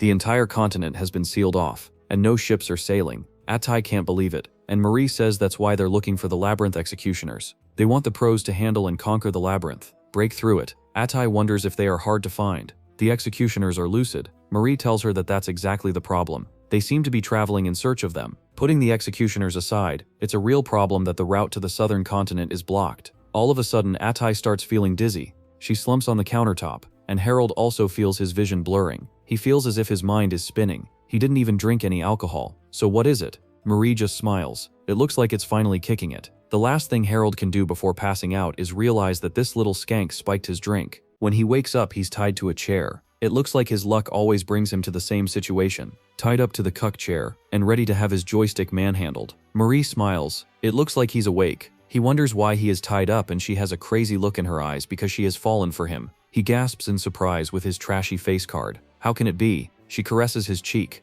Indeed, he is not the usual gentle, handsome type of man she liked. But the moment she saw him, something clicked. She felt something strange, so she put something in his tea. Harold wonders how deep her craziness goes, and if she unties him. She smiles sweetly, telling him that he would just run away if she unties him. If he truly falls for her from the bottom of his heart, she'll think about it. Harold clicks his teeth in frustration, shaking her hand off. That's not going to happen since he already has his baddie. He's already fallen for Atty. Marie smiles. That's the kind of loyalty she digs. And all the men she dated before ended up cheating. Harold can't believe that this brain-dead bimbo doesn't feel remorse for selling off her own teammate. Marie clears the air that she regrets it deeply. It's not that she hated Atty to begin with. That's why she didn't do anything to her after spiking her drink. She's still sleeping at the bar, but regretting her and falling for Harold are two different things. She smiles sadistically. She's not the kind of woman who will give up on a man she's fallen for. After all, she's not perfect. Harold realizes that it's pointless. They're going in circles with this conversation. At least he knows that Atty is safe. She tries to feed him something sussy, but after what she did with his drink, he would rather die than take anything she has to offer. He can't eat or drink. He wouldn't be able to tell if she put something strange in it. She smiles and shows off her marshmallows. Honestly, not the best in the market, kind of sagging. She wonders if he liked the fit, and she'll give him all kinds of extra services if he agrees to her. Harold grits his teeth. He already had a taste of Wagyu steak. Why would he go to the dollar store for meat? She smiles crazily. From now on, they'll be together for an hour and ever. He wishes that he could be untied. After all, a slap to the face puts the witch in her place. 3 days have passed since our boy has been tied up. This OF model is trying to get him to lay the pipe, but he doesn't care about her worn-out clam. She notices how stubborn he is, and Harold looks absolutely miserable. He has been silent this whole time. She tries to chat with him, but since he has no idea how long his confinement will last, he doesn't want to waste energy talking to her. He silently prays that Tai Chi or the others are doing okay. He's been trying to look for a chance to escape, but she's a professional explorer. She won't let her guard down easily. The only thing he's had for the last 6 days is water. He's reaching his limit. If this keeps up, he won't have the strength to escape. He tries to struggle through his bonds. After all this time, the ropes have loosened a little. He manages to fish into his back pocket. He notices something hard in it. The texture. It looks like it's silver clay. Maybe it's leftover silver clay from when he made Atai's ring. Still, what can he do with a little amount of pebbles? He remembers the diviner's advice to use his power with something he's familiar with and channel it through it. Realization dawns on him. Something he's familiar with. If he channels his secondary power through silver, maybe he can control it better. Marie decides to freshen her makeup. She turns to leave, and Harold decides to take a gamble. He doesn't have any other options either. A strange glow surrounds the pebbles he is holding. Amazing. There's no strain on his body at all. He decides to control his power just enough so the clay doesn't melt. He should be able to burn through the ropes. He hears something squeak out of the blue. He looks up and sees a little plushie, looking at him as if judging his life choices. The window is torn open, and Selma arrives, asking Master if he's safe. She volunteers to save him right here and right now. He smiles, relief flooding his body. He's finally going to be saved, but that relief turns into horror as Marie arrives behind Selma, dagger in hand, and craziness shining through her eyes. Harold realizes this is bad and uses the pebble in his hand to shoot the dagger she's holding. The impact is so strong that it shatters half the blade. She nervously wonders what happened before being punched in the face. Atty has arrived, and right now she's as scary as Broly, the legendary Super Saiyan. A murderous aura surrounds her. Marie shrieks, wondering why she is making such a scary face. She started babbling that she couldn't help it. She fell for him. And how did she even find this place? She made sure to counter the tracing mark. Atty is in no mood for talking. She grabs her head and slams it into the wall. Both Harold and Selma look at her in a daze. It's a good thing she didn't find out when Selma tied him up, or else she would have been spare parts by now. Atty angrily tells her that her hearing is top-notch. After her tracing mark vanished, she heard everything, everywhere. She grabs her head again. Atty tells her that she doesn't mind when she sold her. She had already forgiven her as well, but to go after the man she loves the most is another kind of low, even for her. She nervously tells Atty that it was a little impulse. Nothing at all. Impulse, she says. Asks Atty. If that's so, then what she is about to do is also a little impulse. Both Harold and Selma freeze in horror, wondering what the dark elf is about to do. She continues to slam that little homewrecker's head into the wall over and over again until the wall caves in. Both Harold and Selma realize that if this keeps up, they'll have murder charges on their hands. Atty is having none of it. She breaks through another wall and holds Marie, dangling her a few feet over the ground. Harold nervously calls out to Atty, telling her it's enough. Atty immediately breaks down. Tears shimmer in her eyes, and her body floods with the realization that her master and the love of his life is safe. Harold smiles. It's true that he's worn out, but he's fine. She hugs him so hard that his ribs are about to squeak. He pats her head. It's okay. Atty lost control of herself because she was worried about him, and now they wonder what they should do with Marie. Her entire face is a mess. I guess crime really does pay. They decide to leave her tied to a pillar and hope that someone runs a train on her. They decide to leave early the next morning. Harold tells Selma to make sure everything's ready. As he sits on the bed, Atty walks up behind him with a look in her eyes that means that his pipe will be smoking tonight. She knows that they have to get up early, but the time they spent apart was really lonely. She knows that it's a little unreasonable, but she wants to be loved tonight. It's been a week since he was kidnapped, and she's been looking for him all over town. The least he can do is lay the pipe. Atsidi tells him that she was anxious, and even though their feelings are connected, not being able to see him made her sad. She wants to prove that they loved each other with the entirety of their heart. Harold smiles, and she gets ready to play with his joystick. It's said that having children between a dark elf and a human is impossible, but she really wants his kid. First of all, she decides to show him what that mouth do. After getting a taste of that baby batter, she lets him into her dungeon. She continues her little cardio session over and over again, telling him to fill up her oven so that they can have a kid on the way. She wants to receive a lot of proof that they love each other. It will be a miracle if our boy survives tonight. The dark elf is hell-bent on getting and draining every last drop out of him. He apologizes to Atty, but she won't let go of him tonight. She continues her little dance of death as the night continues to wane away. After the liberation, they start heading south just as planned. Harold remembers when Selma was about to be attacked by Marie, and he used the silver clay which moved as if a guided missile. If there was no recoil on his body, then maybe he really has been using his power wrong from the start. With a new way to use his power, he decides to test it out and keep his party safe using his own powers. About half a month after leaving the border, the further south they go, the more the number of people coming and going decreases. They look at empty fields, and it feels strange. The Western continent was a strong trade hub, and cultural ties were strong with the Southern continent, so it's odd for the number of travelers to decrease so sharply. He feels that something bad is about to happen, and maybe traveling to the Southern continent is impossible. Adi also agrees and gives the source of information he has doubts about the city. All of a sudden it starts to rain. Harold and the gang decide to take shelter under a tree. While they are stressing about the rain, Echidna is living her best life, drinking the rainwater. Harold realizes that this is a problem. It doesn't look like it will stop anytime soon. While Echidna is chilling, it gets hit in the head and goes running to its daddy. Harold looks at the stone, realizing that it's here. No wonder it felt so cold. Echidna launches itself to Selma. This is the first time Echiri has seen fog in this region as well. Maybe the glacier labyrinth is true. He remembers Marie telling them that the sea is frozen over. Since the sea is frozen, no ships are leaving. It means that the southern continent is gone. Do you think that it would affect the very nature of the region itself? The situation is getting sticky, and their destination is on the southern continent. If they can't get there, their journey will end. He refuses to give up. It's too early for that. By the time they arrive, some countermeasures must be in place. Right now, they are shivering in the rain. While everyone is stressing because of how cold it is, Selma is sitting there unfazed. Harold wonders if she is okay with the cold. She tells them that at this level it doesn't hinder her mobility, and it looks like the master and mistress cannot handle a bit of ice. Harold looks absolutely miserable. He decides to buy some warm clothes in the next town they visit. If the region really gets cold, he is not sure if they will be selling any, or they might be mad expensive. It's true that they have money thanks to their labyrinth exploration, but they can't waste it on warm clothes. Selma smiles warmly. If it's warm clothes they want, then she'll just make them herself. They look at her in surprise. Is there any end to her many lists of talents? She smiles. As long as she has yarn, she'll make them anything they want. He takes her up on the offer. It doesn't look like she will be mass-producing it anytime soon. Later, they are fitted with new threads. They smile. It's nice, warm and toasty. The holy trio of winter. They thank Selma for a job well done. They then start exploring the wasted, withered land. Even though they are heading south, the number of withered trees is increasing. Since it's easier to check their surroundings, it helps to be on guard. They notice a signpost.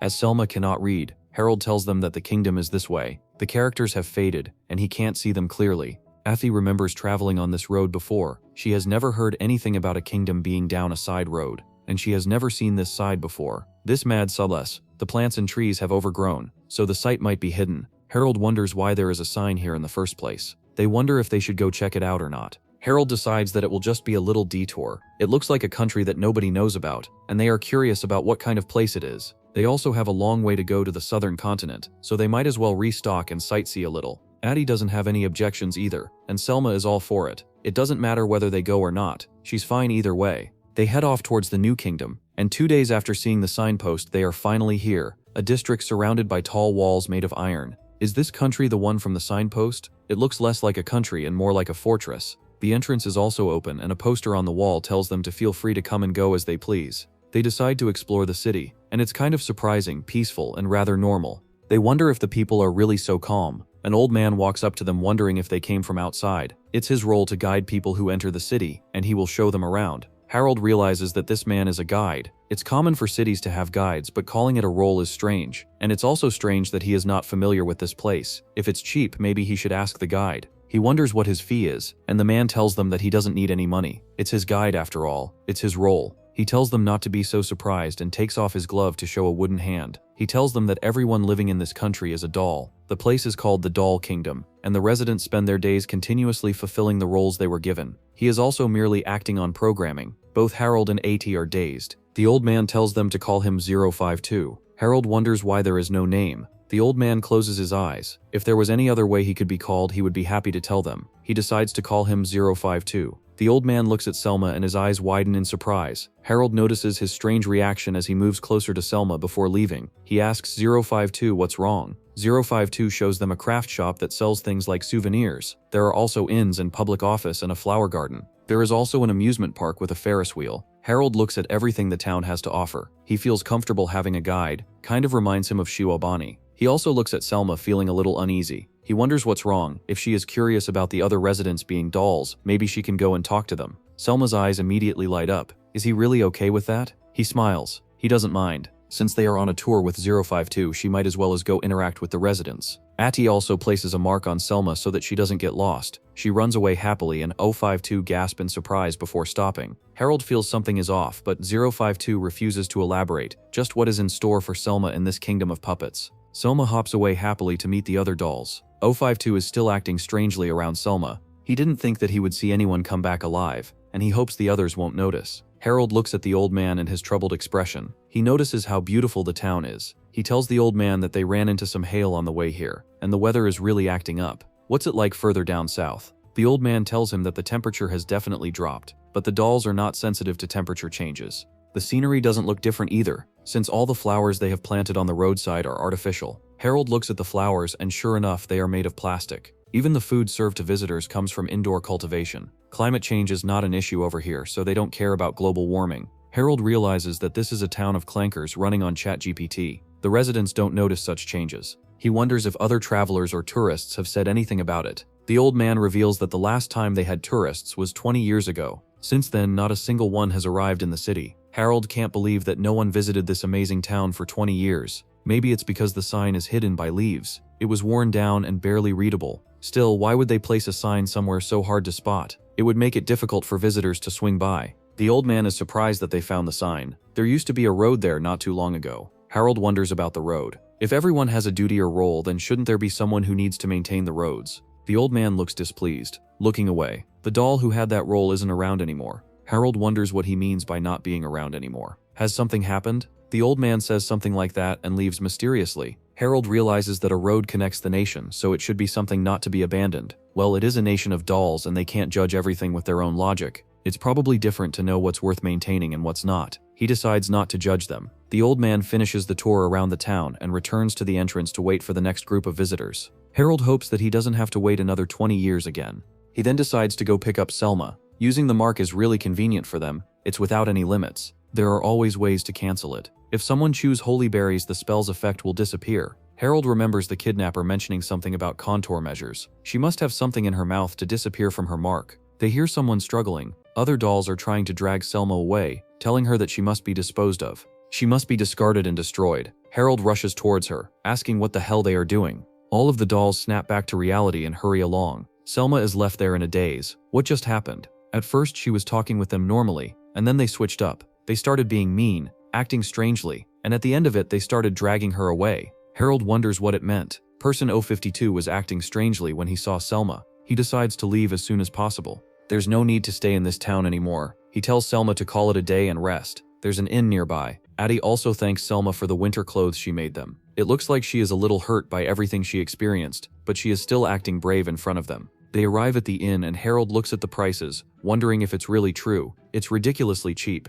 He feels like he has traveled back to the 90s. 052 guided them around for free, and now they can stay here for as long as they want for pebbles. He wonders how the town runs itself. Maybe they've been living in isolation for 20 years, so that's why they have no concept of money. Harold changes and stretches. It looks like he had another refreshing night. He kisses Addie. They decide to visit a craft shop. He can't help but be a little curious. He looks at Selma pouting and sulking. The dolls here never act differently with Selma when they're around. That's why he brought her along. Something catches his eye. It's a hawk figure made out of silver. Harold gasps in surprise. His eyes light up like a kid's on Christmas. It looks so real that it's hard to spot any faults. It's a living hawk sculpted out of silver, and our craftsmanship is great. As a former silversmith, he can tell that there's practically no one who can craft something this intricate.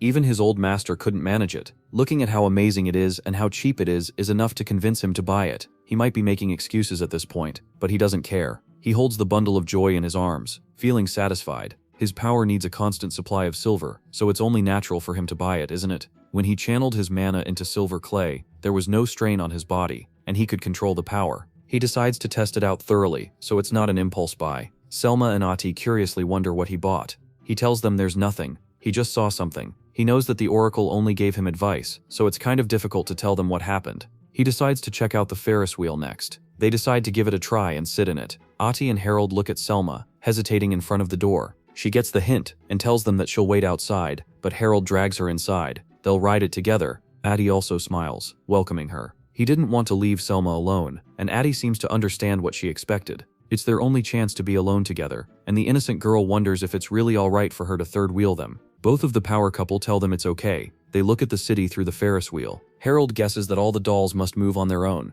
They're probably maintaining everything as if it were first made. Selma shows them her signature move. Onyx busts out of her marshmallows as if it's a xenomorph larva. Harold wonders why on earth she hides Echidna this way. With everything he's seen so far, it feels like a strange place to live. Addie looks at Harold. She's been meaning to ask him something. She's been wondering what kind of people his parents were. Harold wonders if it's hard to talk about it, and wonders what made her ask it. She nervously says that if they had a child someday, he would be a mother and he would be a father. Harold realizes that parenting is hard. They don't know anything about it. What kind of people were his parents, so that they could have an idea.